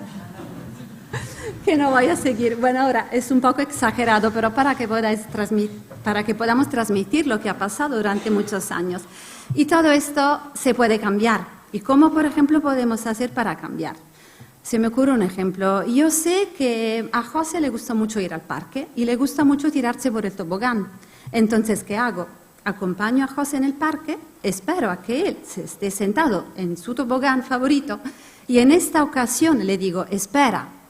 O a lo mejor le puedo decir, espérame que voy y me subo contigo. De esta forma, la enseñanza de la habilidad de espera tiene más significado para José, es más funcional. Pasamos a otro mito. Mito número 2. ABA utiliza castigos. Todo el mundo aquí sabemos que es un castigo. Se trata de reducir una conducta por uso de aversivos o a través de la retirada de un reforzamiento. Algunos ejemplos que en la práctica diaria vemos también con nuestros terapeutas. Jugamos con un niño, le estamos enseñando habilidades y le proporcionamos su reforzador positivo. El niño juega con su reforzador y ¿qué hacemos? Se lo retiramos. Porque claro, el manual ABA nos dice que hay que retirar el reforzador antes de enseñar, antes de pasar al siguiente ensayo. ¿Y qué pasa esto? Que es cierto que es un castigo porque el niño de repente está disfrutando con algo y ve que se lo quitamos. ¿Cómo podemos cambiar? Podemos, por ejemplo, pensar que es oportuno tener en cuenta a la persona y avisarle, por ejemplo, que algo va a terminar. Decirle, ahora me lo das, ahora lo dejamos, o te lo dejo un rato más y luego ya. Tener en cuenta a la persona. Otro ejemplo, otra cosa que vemos muchísimo. Estamos trabajando con nuestro niño, nuestra niña, y de repente se levanta y se va de la mesa o del sitio donde estamos trabajando. Y nosotros, ¿qué hacemos? En lugar que dejarle, le acompañamos y le invitamos, más o menos amablemente, a sentarse y aplicamos a lo mejor el bloqueo físico. No le permitimos salirse, no le permitimos interrumpir la tarea, porque sabemos que si no, no podemos reforzar este comportamiento. ¿Y esto cómo se tiene que cambiar? Esto podéis entender que no es oportuno, porque luego sí que es un castigo obligar a una persona a seguir colaborando conmigo. ¿Y qué me tengo que preguntar? En la primera pregunta es ¿por qué prefiere no colaborar conmigo y por qué prefiere dirigirse a otro lugar? ¿En qué me estoy equivocando yo? ¿Por qué quiere escaparse de mí y de la tarea? Segunda cosa que tengo que hacer, voy a tener en cuenta la necesidad que este niño me está manifestando. Entonces voy a intentar darle voz y enseñarle una forma más adecuada para poder comunicar, por ejemplo, que quiere una pausa, que quiere un descanso, a través de un abanico de herramientas que tenemos a disposición para poder enseñar comunicaciones funcionales, por ejemplo. Mito número 3. ABA convierte a las personas en robots. Esto estoy segura de que lo habéis escuchado muchas veces. ¿Por qué existe esto? Porque efectivamente nosotros profesionales aplicamos instrucciones, ¿no? Enseñamos a nuestros niños instrucciones muy rígidas, con respuestas muy concretas, hasta en un tiempo límite. Si, por ejemplo, nuestro niño no nos responde dentro de 0,3 segundos a la respuesta ¿cómo te llamas?, ya no está bien, ya marcamos un menos en nuestra toma de datos. ¿Cómo podemos cambiar? Es importante flexibilizar la forma de enseñarle a responder a instrucciones, presentarle instrucciones variadas, porque a veces nos encontramos que decimos a las familias, no, mira, no le digas a tu hijo cuál es tu nombre, solamente, exclusivamente le tienes que decir cómo te llamas, porque si no, no te va a entender. Entonces, convertimos a esta persona en un verdadero robot. Otro ejemplo, ¿no? El abuso a veces que hacemos de la enseñanza sin error, que puede traer consecuencias en futuro. ¿A qué me refiero? Bueno, sabemos todos que la técnica ABAP nos enseña que hay que prevenir el error y hay que aplicar técnicas de ayuda para enseñar habilidades a nuestros niños. Pero esto a veces lo aplicamos de una forma tan literal que las consecuencias en el futuro podrían ser que transformamos a nuestro niño en un niño que no sabe, por ejemplo, tolerar la frustración, no es capaz de aguantar a nivel emocional lo que significa equivocarse y sobre todo no es capaz de aprender sin que una persona le guíe, ¿no?, de alguna forma. ¿Y cómo podemos hacer para cambiar esto? Por ejemplo, tener en cuenta de las necesidades individuales de la persona. A lo mejor esta persona no necesita que apliquemos siempre la enseñanza sin error. A lo mejor es bueno dar la posibilidad al niño de equivocarse, porque a lo mejor se equivoca y aprende de la misma forma. Insisto, quiero destacar que hay que individualizar mucho, porque de la misma manera a lo mejor hay niños que necesitan prevenir el error para que no lo aprendan. Entonces hay que ver un poco qué tipo de niño o niña tenemos enfrente. Mito número 4. ABA solo se compone de trabajo en mesa. El trabajo, por ejemplo, sobre las igualaciones que hemos hecho durante muchísimos años y que seguimos haciendo. Hemos puesto fotos, la que podéis ver a la derecha, igualaciones en mesa realizadas con objetos o imágenes que no son significativos, no son importantes para nuestro niño, que iguale un conejo con un conejo, no sé qué significado pueda tener en su vida. ¿Y cómo poder cambiar todo esto? Como podéis ver en la foto, este es un chico que está aprendiendo a sacar la ropa limpia de la lavadora y a, por ejemplo, igualar calcetines para trabajar sus autonomías personales. Entonces, dar funcionalidad a una habilidad que tiene que ser útil en la vida diaria del niño, del chico. Segundo ejemplo, la enseñanza de los tactos con imágenes y láminas muy estructurados, sentados en una mesa con instrucciones precisas. Y luego nuestro niño no es capaz de contarnos qué ha comido en el cole. Uno es capaz de, si está paseando con su mamá, cuando ve un avión, de decir, mira, el avión. Entonces, dar un significado, como siempre, funcional a las actividades que estamos realizando, ¿no?, para que no sea solamente mesa el trabajo. Mito número 5. ABA es perjudicial. Esto queremos hacer un ejemplo muy fuerte de algo que estuvimos hablando con José. Muchas veces trabajamos enseñanza de habilidades de autonomías personales, ¿no? Y nos hemos encontrado con un trabajo donde teníamos que enseñar a un niño a limpiarse tras hacer sus necesidades. ¿Y cómo lo hacemos? Sabemos que en el ABA nos dicen que tenemos que hacer muchas repeticiones, muchos ensayos y muchas veces repetir. Y muchas veces las personas que aplican esto son terapeutas que, como en este caso, tenían que ver con partes íntimas del cuerpo de la persona, del niño, que estaba acostumbrado a trabajar con esta persona y sabía que de alguna forma no podía decirle que no, porque es su terapeuta y ha aprendido esto. Entonces, mucho cuidado a las implicaciones éticas que esto pueden conllevar. ¿Y cómo hay que cambiar esto? Poder enseñar a nuestro niño a decir que no, a poner límites, a que pueda decirnos esto sí me apetece hacerlo contigo y esto no.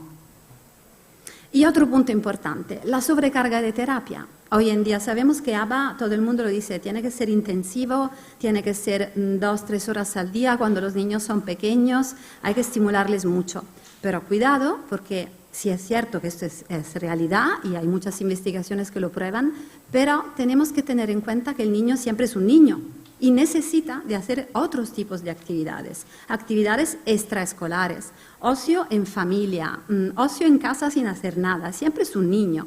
Entonces, a veces tenemos que ser conscientes de que un abuso de la terapia tampoco es útil. Por ejemplo, el otro día yo vi en un campo de atletismo, vi a un niño con TEA acompañado por su terapeuta que corría con los demás niños. Y estas son actividades que hay que incorporar en la terapia, con o sin el terapeuta. Mito número 6, y casi hemos terminado, ABA es solo para niños con un determinado nivel. Muchas veces nosotros profesionales nos encontramos con niños que tienen un nivel muy afectado, con síntomas muy importantes, con el famoso nivel 3, ¿no? de TEA. Y esto porque, bueno, por varias razones. Lo más típico es que muchas veces el error lo cometemos nosotros profesionales. ¿Por qué? Porque no estamos formados para aplicar ABA para, por ejemplo, niños que tienen un nivel menos importante de síntomas, que tienen el famoso nivel 1. Entonces allí el error es nuestro. No estamos formados suficientemente bien para atender a este tipo de población. Y luego nos centramos mucho en la reducción de conductas inadecuadas, ¿no? Desafiantes. Y tenemos que cambiar y pensar que ABA no es solo esto, no es solamente trabajar conductas problemáticas o inadecuadas, es también enseñar otro tipo de conductas más complejas, como funciones ejecutivas o habilidades sociales, teoría de la mente. Entonces, ¿cómo tenemos que cambiar? Insisto, dos formas. Una, si a mí me llega un niño que yo, Valentina, sé que no puedo asumir, porque, por ejemplo, no soy experta en adolescentes, sé que José es experto. Entonces le digo, José, ¿me ayudas? Te lo paso, te lo derivo. Esta es una solución. Y dos, que yo, Valentina, decido ocuparme de este niño, pero me tengo que formar. Entonces tengo que crecer yo profesionalmente antes de asumir algo que no podría hacerlo bien. Último mito que hemos puesto, ABA utiliza sobornos, chantajes y manipulación. Muchas veces en la práctica clínica diaria, yo, por ejemplo, me pasa mucho que en nuestro centro vienen familias y nos dicen, yo le digo, y también nosotros lo hacemos, yo le digo a mi hijo, si no terminas la comida, no puedes jugar luego, ¿no? Entonces, este lenguaje muy negativo, siempre centrado en lo que el niño no puede hacer. ¿Y cómo podemos cambiar? Sin duda usar un lenguaje extremadamente positivo. En plan, si tú terminas todo, luego corre, que sí, que vamos a jugar a lo que a ti te gusta tanto, ¿no? Para poder motivar a nuestro niño. Y otro ejemplo es lo clásico, de tratar de invitar al niño a colaborar con nosotros entregándole un reforzador previamente a la enseñanza de cualquier tipo de actividad. Y estos son errores que hoy en día seguimos cometiendo todo el mundo. Así que hay, en primer lugar, que ser consciente de los mismos y, en segundo lugar, cómo podemos cambiar. Lo más importante es ver qué tipo de actividades interesan a nuestros niños y tratar de empezar por sus intereses para poder entrar en los que a los niños les interesa y poder de allí enseñarle algo. Entonces, presentar una enseñanza más incidental, más basada en el entorno natural. Y por eso ahora hemos pensado enseñaros un breve vídeo, os lo comento brevemente, es un niño con un nivel bastante importante de sintomatología, que está jugando con algo de su interés y su terapeuta, en lugar que quitarle, porque tenía en mente hacer el programa, me invento, discriminación de colores, intenta aprovechar de esta ocasión para poder enseñarle determinados conceptos.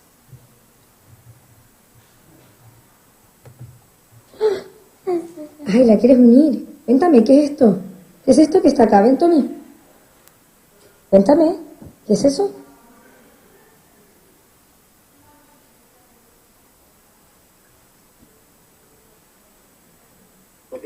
Collar, lo quieres unir como un collar. ¿Pero qué es esto? ¿Qué es esto? ¿Qué es lo que te gusta aquí? Pelota. Sí, es una pelota. Una pelota, ¿y esa es una? Rana. ¿Y la rana de qué color es? Mira, ¿de qué color son? Cuéntame, ¿qué color es? Verde. Verde, muy bien. Vamos a unir como a ti te gusta. Bien, entonces, para poder concluir, destacar, no tenemos que perder la ciencia, pero tenemos que realizar cambios significativos. Por ejemplo, salir de la situación de laboratorio, acercarnos a una situación más natural de juegos y, sobre todo, el reforzador positivo, pensarlo no siempre exclusivamente como algo tangible, un objeto. También pensar en que tenemos que proporcionar un ambiente que sea reforzador, reforzante, como en esta foto de su niña que juega con su papá. Siempre pensar en las necesidades de nuestros niños, pero empezar a enseñar a través, cuanto más posible, de sus intereses. Muchas gracias por la atención.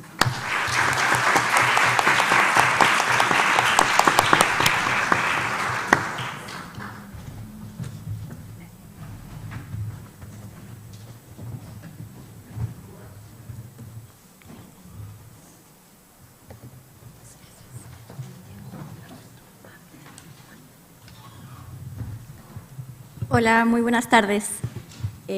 Bueno, mi nombre es Elizabeth López. Yo antes de estudiar análisis de la conducta aplicado, estudié fonoaudiología. Soy logopeda, lo que sería aquí en España, y en mi país soy terapeuta de lenguaje. Así que pido un poquito de disculpas adelantadas si llego a tener un error conceptual o digo algo que no corresponde. Estoy representando también a dos compañeras que sí son psicólogas de mi equipo, que son Angélica Castrejón y Karina Bermúdez.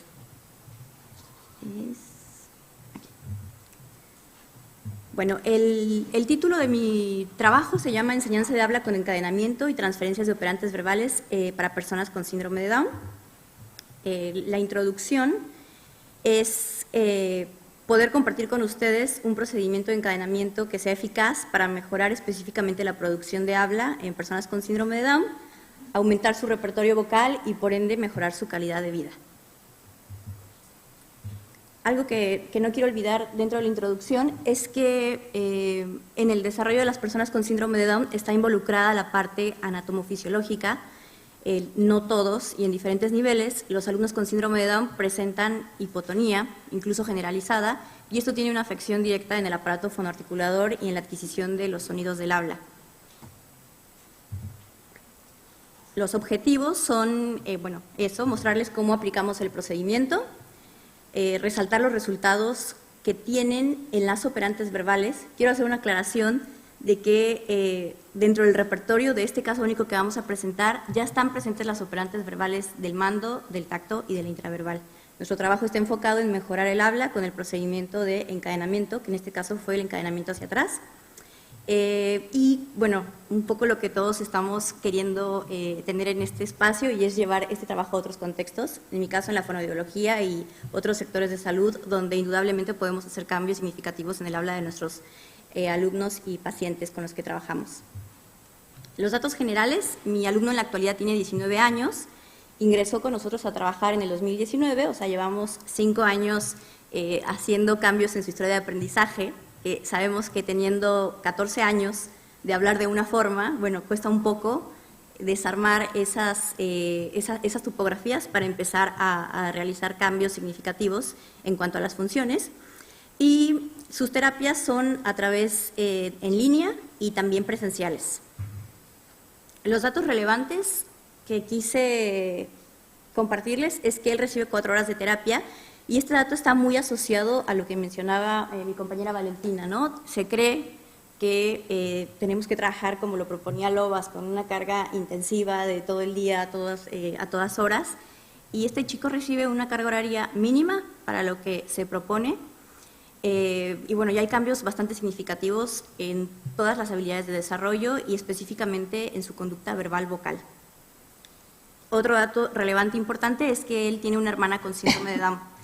Y esto en algunas ocasiones pues le juega a favor y en otras en contra, porque los dos tienen algunas distorsiones de producción de habla y pues se imitan, ¿verdad? Se entienden, las funciones con las topografías que tienen ambos tienen acceso a distintas habilidades verbales y conforme hemos ido avanzando hemos podido realizar cambios ambientales para que los dos vayan moldeando su topografía de respuesta vocal.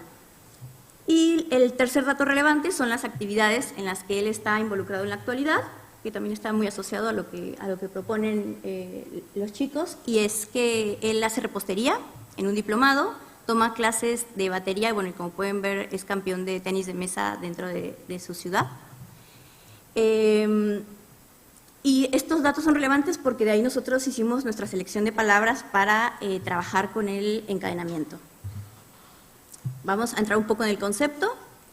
El encadenamiento hacia atrás es un procedimiento en donde la maestra, la terapeuta, la persona que va a enseñar, completa toda una cadena de conductas a excepción de la última, la cual es realizada por el estudiante, y esta secuencia se continúa hasta que el alumno lo logra hacer de manera independiente. Bueno, ¿y cómo lo hicimos? Indagamos un poco con familias y profesores sobre qué palabras no estaba articulando con una aproximación que sea audible para su contexto, y sobre todo también indagamos en estas palabras de alta frecuencia porque nos dimos cuenta que por ahí se quedaba fuera de el poder realizar una receta o cuando quería conversar con sus amigos sobre un tópico que estaba de moda en especial no lo lograba. Y bueno, en casa también a veces el papá no le entiende y esto genera algunas situaciones incómodas de las cuales también con otras formas hemos estado apoyándolo para que pueda pues darse cuenta de que si se esfuerza un poco más al hablar y con esta ayuda puede mejorar sus intercambios verbales. Las palabras que seleccionamos fueron Rexal, que está asociado a su contexto de repostería. Rexal es un polvo para hornear en México, el cual yo no conocía siendo mexicana, y cuando estaba platicando con él, bueno, me tiró como usé sal, y ahí yo me perdí en la conversación porque ya no sabía bien cómo yo seguir la receta de cocina. Después gladiador, que decía alador, y la flojera, él lo articulaba diciendo fiojela. Elegimos estas tres palabras para probar el encadenamiento hacia atrás, le explicamos que íbamos a hacer esta forma de practicar el habla para que después él pudiera comunicarse mejor. Nos dijo que estaba de acuerdo en hacerlo, y para mostrarles ahora la aplicación voy a necesitar a un voluntario, alguna voluntaria que se anime. Es cortito, pero si no va a ser difícil que se entienda. ¿Nadie? Sí, bueno, mientras viene Marta les voy diciendo un poquito. Lo que yo hacía en el estímulo discriminativo era decir primero en voz baja Rexal y después empezaba a separar las sílabas en la cadena de conductas que formaba la palabra. No pasa nada. Bueno, si Marta se equivoca está buenísimo porque también voy a poder mostrar lo que hicimos cuando se equivocaba, extinguíamos y volvíamos a enseñar nuevamente otra oportunidad de ensayo. Entonces, ¿estás lista, Marta? Bien, bueno, vamos a decir la palabra que queremos que mejore, ¿sí? Primero la vamos a decir junta, en voz baja, y después la vamos a decir separadas y yo te voy a ir ayudando, ¿ok? Vale. Bueno, venga, que ahí lo vas a entender. Rexal, re, xal, sal. Eso, ahí te salió bien, lo hablaste muy bien, genia. Bueno, vamos de nuevo. Rexal, re, sal. Hombre, pero la completaste toda, eres una genia, estás hablando mucho mejor. Este sería el segundo. Y ahora, venga, que lo vas a intentar tú sola. Rexal. ¿Me equivoco? Como tú quieras. Rexal. Bien, genia. Y vamos con la última vez. Rexal. Bien. Gracias. Bueno, espero se haya entendido un poco lo que nosotros empezamos a hacer. Sí, fue aplicar 10 ensayos de cada una de las palabras y después pasábamos a trabajar dentro de las actividades con contingencias que generaran la habilidad de pedir, de nombrar y, bueno, de conversar. ¿Sí? En este caso le mostraba a mi alumno el recipiente de Rexal, mi alumno me decía es Rexal, y en este momento yo le comentaba cosas así, el Rexal sirve para cocinar, para que tus postres queden esponjados, y la verdad que lo estás hablando súper bien, eso te va a ayudar muchísimo cuando estés en tus clases de cocina. En otras situaciones empezaba a presentar estímulos discriminativos solo verbales, donde le decía, para hacer postres usamos él completaba Rexal y, bueno, nuevamente le daba información sobre lo que estábamos interactuando verbalmente y además volvía a hacer el emparejamiento de que estaba hablando mucho mejor. Hicimos varias secuencias y de actividades en las que estaba involucrada la operación motivacional de que él generara un pedido para continuar con esa cadena de pasos para cocinar y, bueno, nuestro alumno pedía, dame el Rexal, le entregábamos el objeto y continuábamos cocinando y nuevamente hacía emparejada la verbalización después de hacer la consecuencia del mando de que estaba hablando mucho mejor y que esto le iba a ayudar en su escuela de repostería. Además de que hay una chica que le gusta, entonces medio que le contaba, fíjate que te va a poner más atención cuando tú pidas bien y demás. Y aquí vienen los resultados. Están marcados con el encadenamiento, siempre lo trabajamos en primer término y después las otras operantes verbales cambiaban el número de presentación de patrones, no siempre era primero mando, tacto, intraverbal, iban cambiando y los resultados fueron que pues él logró el 80% alrededor de la cuarta y quinta sesión. Y algo que tampoco especifiqué es que los tactos y mandos presentamos 8 ensayos por cada una de las operantes verbales durante cada sesión. Estamos hablando de que hacíamos ensayos de 34 sesiones, las cuales en el pasado hubieran sido muy criticadas porque nos hubieran dicho, oye, es muy poca la intensidad del número de ensayos, pero bueno, el encadenamiento es pesado. Como pueden ver, cada una de las tomas de turnos es un estímulo discriminativo nuevo que te va a llevar a saber cuál es la siguiente cadena que tienes que entrelazar para llegar a la conducta objetivo y en realidad se convierten en más número de prácticas. Estos son los resultados con gladiador. Como pueden ver, el encadenamiento fue un poco más complejo porque la palabra tiene desafíos de componentes, de combinaciones de sonidos que son distintas y estos fueron los resultados de flojera. Desde la primera sesión, cuando presentamos Rexal y después flojera, él ya entendía el encadenamiento, ya sabía de qué iba y también empezó a hacer su tasa de respuesta más alta y mucho más fluida. Y así llegamos a los resultados, donde proponemos que nuestro alumno respondió al criterio de logro en este procedimiento y también lo pudo generalizar a las operantes verbales. Y algo también interesante que ocurrió en la primera presentación de encadenamiento de Rexal es que, bueno, él empezó a comentar sobre lo que era, ¿no? Me hacía pausas para decirme, sí, el Rexal con el que cocino, demás, etcétera. La discusión es que este procedimiento es más empleado en actividades de la vida diaria, sin embargo, hemos observado resultados eficaces, mantenimiento y generalización en habla en todas las personas con quien lo hemos realizado. Sin embargo, este es el primer caso en el que tomamos datos de una forma más rigurosa y registramos también la emergencia de la habilidad de autocorregirse.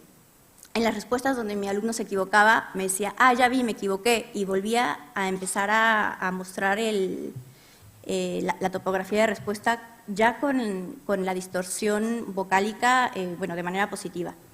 Esto nos indica que también podemos hacer trabajo autogestivo con él más adelante, ¿no? Dejarle un checklist, dejarle alguna economía de fichas para que pueda seguir practicando y continuar mejorando su habla. Y la conclusión es que el procedimiento de encadenamiento hacia atrás para la corrección de habla en personas con síndrome de Down muestra un impacto en los intercambios verbales debido al aumento de la legibilidad en los oyentes con los que nuestros alumnos interactúan. Luciano mencionó a Tarbox.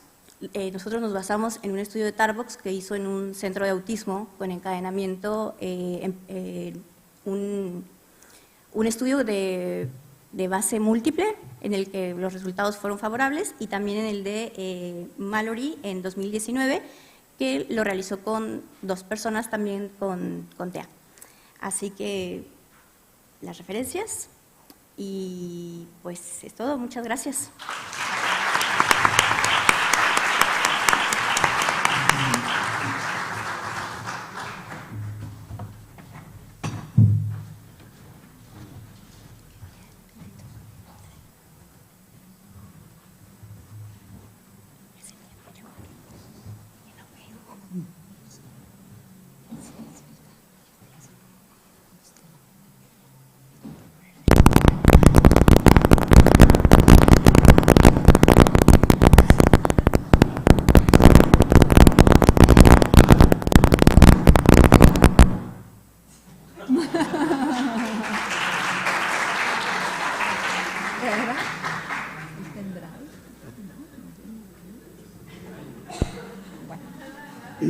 Cuando uno está en un congreso de analistas de conducta puede ocurrir cualquier cosa. Se puede moldear a uno de cualquier manera. Bueno, voy a comenzar con la presentación. Como dije al principio, es un trabajo de un compañero que está aquí, una parte de su tesis doctoral y, bueno, tengo que anunciaros que este es el último trabajo ya que hago sobre esto. ¿O no? Ya veremos. Bien, como veis en el título aparece, es un estudio de tactos puros intraverbales para la enseñanza de nuevos tactos impuros. Ahora lo que vamos a buscar es la transferencia a tactos impuros. Recordad que ayer hablábamos que no buscábamos eso, sino que eran intraverbales complejas. Así que el procedimiento...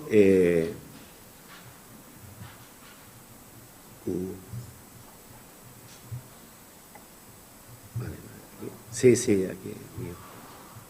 Bueno, no lo vamos a definir, recordad, tacto puro, un estímulo antecedente físico, un tacto impuro lleva 2, uno físico y otro verbal, y las intraverbales, pues un estímulo previo, verbal, y una respuesta también verbal, y no hay una correspondencia punto por punto entre ellos. Aquí veis, están muy elegantes, el doctorando se lo ha hecho chulo, elegante, me gustan los cuadros, siempre quedan bien, ¿vale? Así que en un tacto impuro presentamos, podemos preguntar pintor y decimos Velázquez, o por el contrario le preguntamos el nombre del cuadro y nos diría las meninas. Así que técnicamente lo importante, como decía ayer, es que se está produciendo una relación condicional entre los elementos. Que aparezca un cuadro y le preguntamos, como hacíamos hace años, preguntamos al niño, le presentamos un tacto puro y el niño dice, bueno, ¿qué tengo que decir, no? ¿Qué digo? ¿El nombre, el cuadro o qué digo, no? Bien, se acompaña de eso. En las intraverbales, como decía, bueno, se produce una correspondencia punto por punto entre el elemento antecedente y el elemento consecuente. Sería la pregunta típica, ¿cómo te llamas? ¿Vale? Recordad que las cosas se van complejizando, podemos hacer preguntas ya más complejas, intraverbales más complejas, que digamos pintor español, que es diferente a pintor francés, y tenemos que atender a un nuevo elemento, como ayer decía Santiago, que podrían aparecer esos elementos condicionales. Así que aquí tenéis un ejemplo de esa cuestión. Bien, el objetivo es determinar si una vez creada una historia de responder a tactos impuros, la inclusión de estímulos diferentes en la enseñanza de tactos puros e intraverbales, esto propicia la transferencia a nuevos tactos impuros. Así que fijaros, le vamos a crear una historia a los chicos que aprenden, donde les enseñamos tactos impuros y luego hacemos otra fase en la que enseñamos tactos puros e intraverbales. No los mezclamos, ahí no se va a mezclar. Se hace la historia, pero no se mezcla. Y ahí vamos a variar estímulo antecedente igual o diferente. Ese es el meollo de la cuestión, ¿vale? Recordad aquí, no lo ponemos porque esto sería ya muy tedioso, estamos trabajando siempre con estímulos distintos, lo que se enseña no se evalúa, porque si no ya violaríamos un principio básico de los elementos de transferencia. Son 54 niños que tienen una edad determinada, como veis 11 o 12, se fueron por diferentes colegios para pasar la prueba. La prueba la pasaban de forma individual y, bueno, pues aproximadamente con cada niño se trabajaba en torno a 1 hora, ¿no?, hasta que aprendían todas las secuencias. Si miráis aquí atrás la pantalla, os marco claramente lo que también ayer insinuaba, que hacemos 2 condiciones, pero en definitiva lo que estamos es contrabalanceando el orden de enseñanza. No estamos haciendo otra cosa, no queremos que la historia no afecte a la enseñanza. Así que cuadro azul y cuadro rojo, ese es el elemento distintivo. Y la variación es si el estímulo antecedente es igual en tacto o en intraverbal. Ese es el cambio.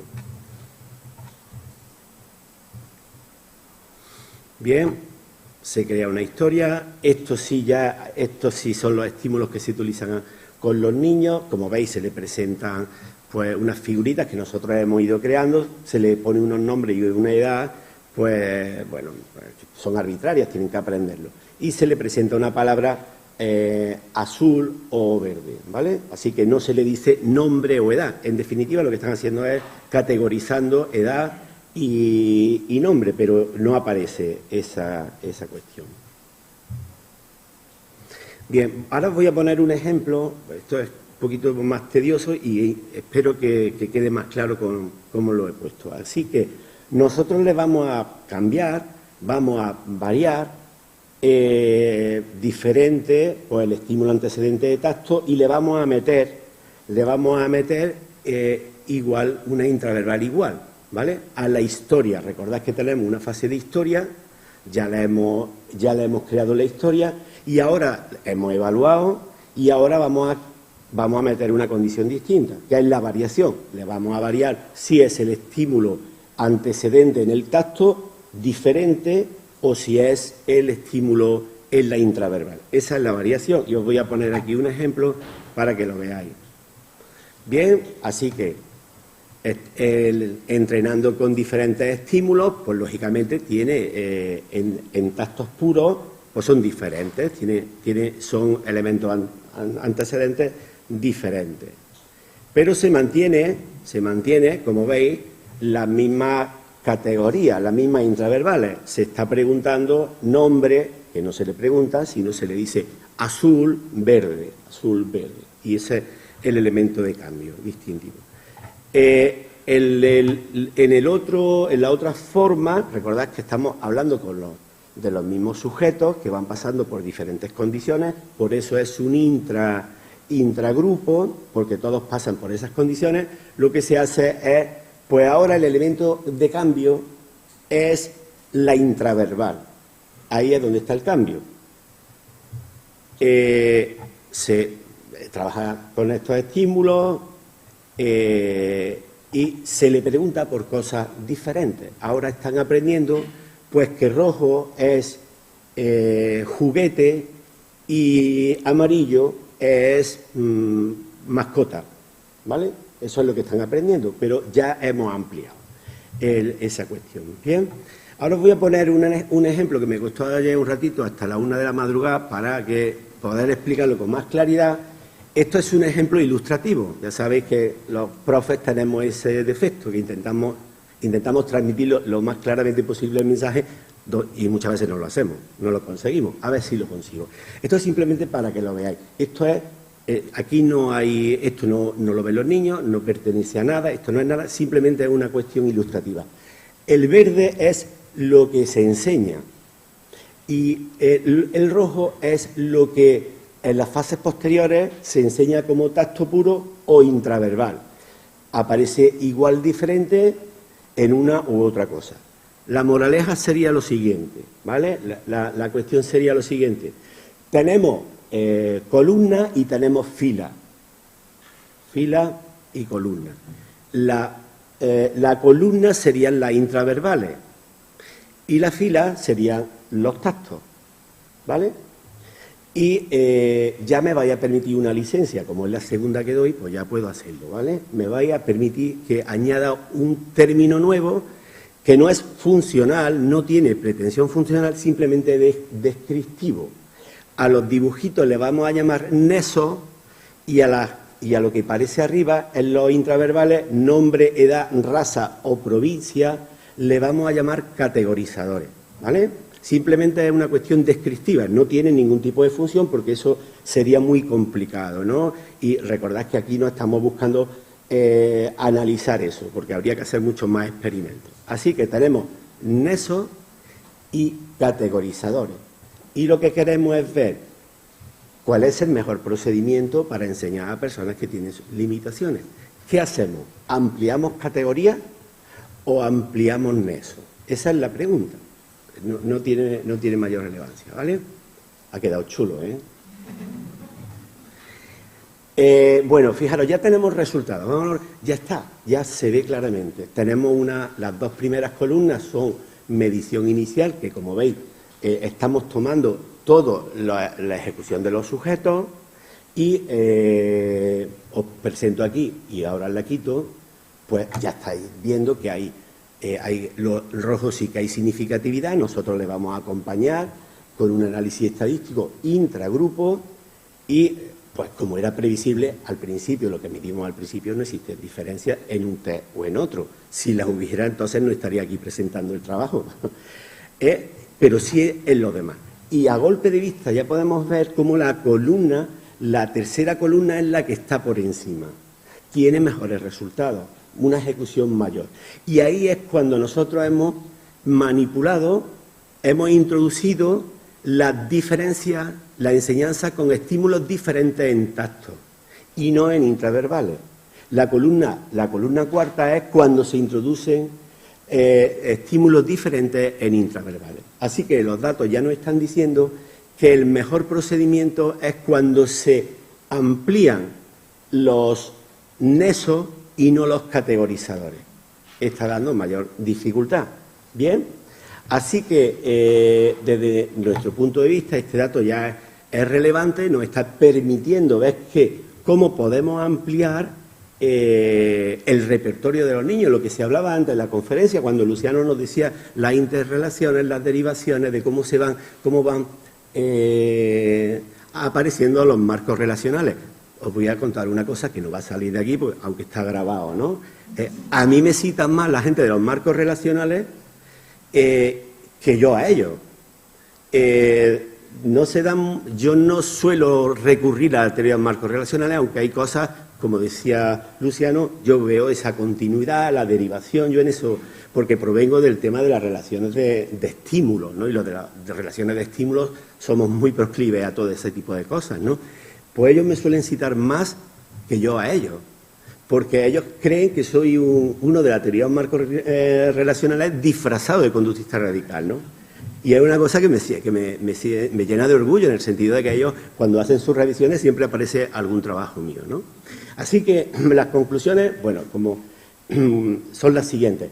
Tenemos diferencias en el pre y en el post. En el post, como es comprensible, si no, no estaríamos hablando. Aprende, ¿cuál sería la moraleja? Todos aprenden, pero la cuestión es que de una forma se aprende más que otra. Y eso, desde nuestro punto de vista, es muy importante, porque eso está relacionado con la categorización de estímulos. Así que, para que aparezcan elementos categorizadores, por supuesto, nosotros los analistas de conducta, pues no tenemos que recurrir a los procesos mentales para explicar cosas.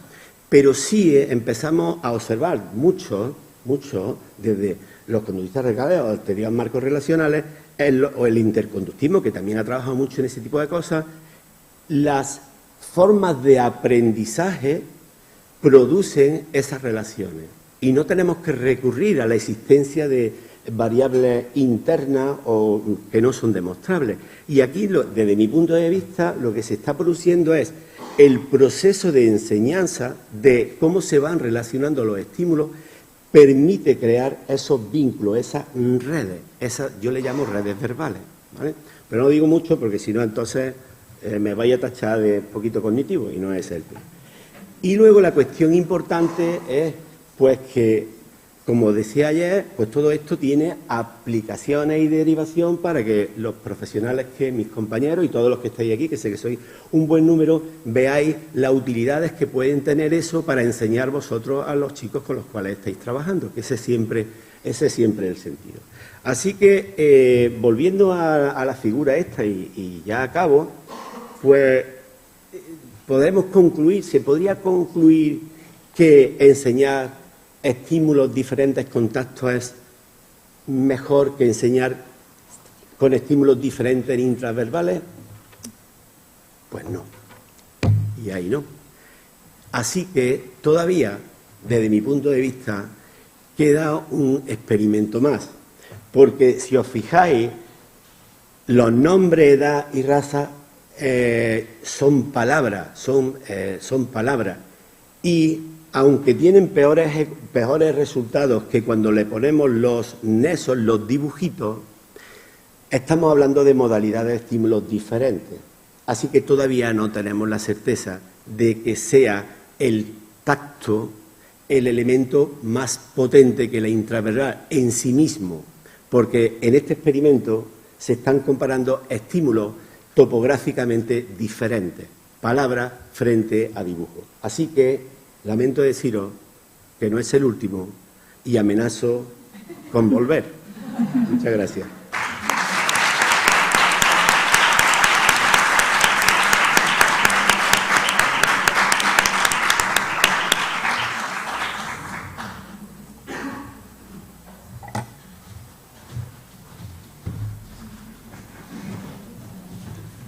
Bueno, nos hemos pasado un poquito de tiempo. Si hay alguna pregunta para alguno de los ponentes, pues estupendo. Gracias. Hola, ¿qué tal? ¿Se me escucha? Sí. Bueno, muchas gracias a los tres, me ha encantado, he disfrutado un montón. Y una de las cosas que quiero decir algo a los tres, no sé si voy a poder, pero voy a ir en orden. Valentina, me ha encantado el tema, creo que es algo que además aquí hay muchos a los que nos incumbe. Yo hace tiempo que en mi práctica no utilizo, por ejemplo, extinción de escape y no utilizo, por ejemplo, retirada de reforzador específico como forma de castigo. A mí si se me escapa un niño, pues intento buscar un reforzador que compense, digamos, ¿no? Pero eso lo hago porque la certificación que tengo un poco me obliga a estar actualizada. Entonces, pues es verdad que en los últimos cursos que he hecho o los últimos códigos deontológicos me han enseñado sobre esto. Entonces, mi pregunta es, ¿qué opinas sobre solventar un poco esa mala praxis con un sistema de certificación? Eso es una de las cosas que yo siempre me gusta plantear, porque sí que hay una parte, ¿no?, que plantea como que es un sacadinero, que es algo ahí como que el sistema de certificación como que se retroalimenta ahí en eso, ¿no?, en un sistema en el que todos se benefician siempre algunos. Entonces, bueno, a ver tu opinión en relación a esto. Gracias por la pregunta. No, yo creo que más allá de certificación y no certificación, que no sé, es muy importante, sea cual sea nuestro campo, estar actualizados, saber un poco cómo cambian las cosas. Entonces, tampoco sé decirte si soy a favor o contra algo.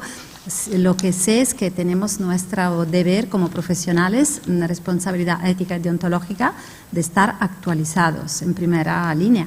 Entonces, esto es lo que queríamos transmitiros hoy. Gracias. Vale, muy bien, muchas gracias. ¿Sí? ¿Puedo preguntar otra? ¿Sí? Luego, esto es como una especie de comentario reflexión, que a lo mejor es algo que yo me he medio inventado, porque en realidad, ¿cómo os explico esto? A ver, yo sé que hablar de diagnóstico, o al menos yo lo percibo así, hablar de diferentes diagnósticos al final no deja de ser hablar de diferentes topografías, ¿no? Yo cuando trabajo con un niño miro el repertorio de habilidades que hay o el que necesitaríamos que estuviera para mejorar, ¿no?, la calidad de vida de ese niño. Sin embargo, sí que me he dado cuenta, después de años trabajando en esto, que hay un perfil de niños que tienen de verdad dificultad en adquirir funciones en el lenguaje, y hay otro perfil de diagnóstico que no tienen dificultades en la función del lenguaje, en la adquisición de la función del lenguaje. Es decir, no hay dificultad en aprender a pedir, en aprender a hacer intraverbales, a hacer tactos, sin embargo, sí hay una dificultad en la producción, que hace que haya pues una dificultad en el lenguaje. Entonces, bueno, no sé si alguien ha percibido esto. Yo, por ejemplo, en el autismo veo como hay una verdadera dificultad en la adquisición de funciones, en la adquisición de operantes, mientras que a lo mejor en un síndrome de Down o en un TEL no tanto. Entonces, bueno, compartir esto por si hay alguien que ve lo mismo y, bueno, pues por si podemos ahí avanzar por ahí.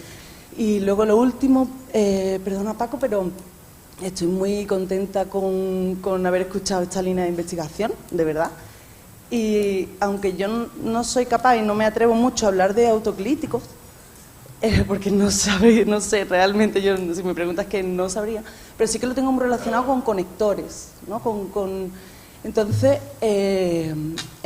o sea, ese que es del tacto impuro podría ayudar a la enseñanza, o podría incluso, sí, a la enseñanza de autoclíticos o de ¿ves por dónde voy? O a lo mejor una relación un poco... Muy buena pregunta, pero me voy. No, me parece genial, ¿no? Mira, vale. Genial. Gracias. De hecho, lo que nos suele costar más siempre es lo autoclítico. Porque el mismo Skinner lo definía como una operante verbal que aparece o se basa en la aparición de las otras operantes verbales. Tiene que haber un tacto, una intraverbal para que aparezca, ¿vale? Y suele tener mucha dificultad, ¿vale? Nosotros hemos enseñado autoclíticos, cerca y lejos, por ejemplo, que técnicamente eso encaja en lo que Skinner había definido, y lo hemos hecho atendiendo el número de estímulos implicados. Y hemos conseguido hacer eso. Así que, pero la aparición de autoclíticos propiamente es un proceso laborioso, pero hay autoclíticos que son súper importantes. Por ejemplo, la sintaxis. La estructura sintáctica es lo primero que yo trabajaría. Necesariamente primero vamos a enseñar, ¿vale? Tú piensas, vamos a enseñar un tacto, vamos a enseñar una intraverbal, vamos a apoyarnos de la ecoica, como ella decía, que tiene la formación de los logopedas, utilizan mucho la ecoica como apoyo, pero son aislados. El autoclítico te va a dar coherencia y necesita la aparición de esas operantes verbales para que pueda unirse. De hecho, cuando yo he trabajado en eso, el primer proceso, te pongo un ejemplo, ¿no? Que lo que yo hacía, ¿no? No tengo datos de eso, ¿no? Pero enseñaba un tacto, ¿no? Enseñábamos el tacto bolígrafo, ¿no? En aquella época así era puro, ¿no? O sea, y decía el niño, bolígrafo. Luego le enseñábamos un autoclítico. Le pedíamos que dijera un bolígrafo. Ya está apareciendo un autoclítico.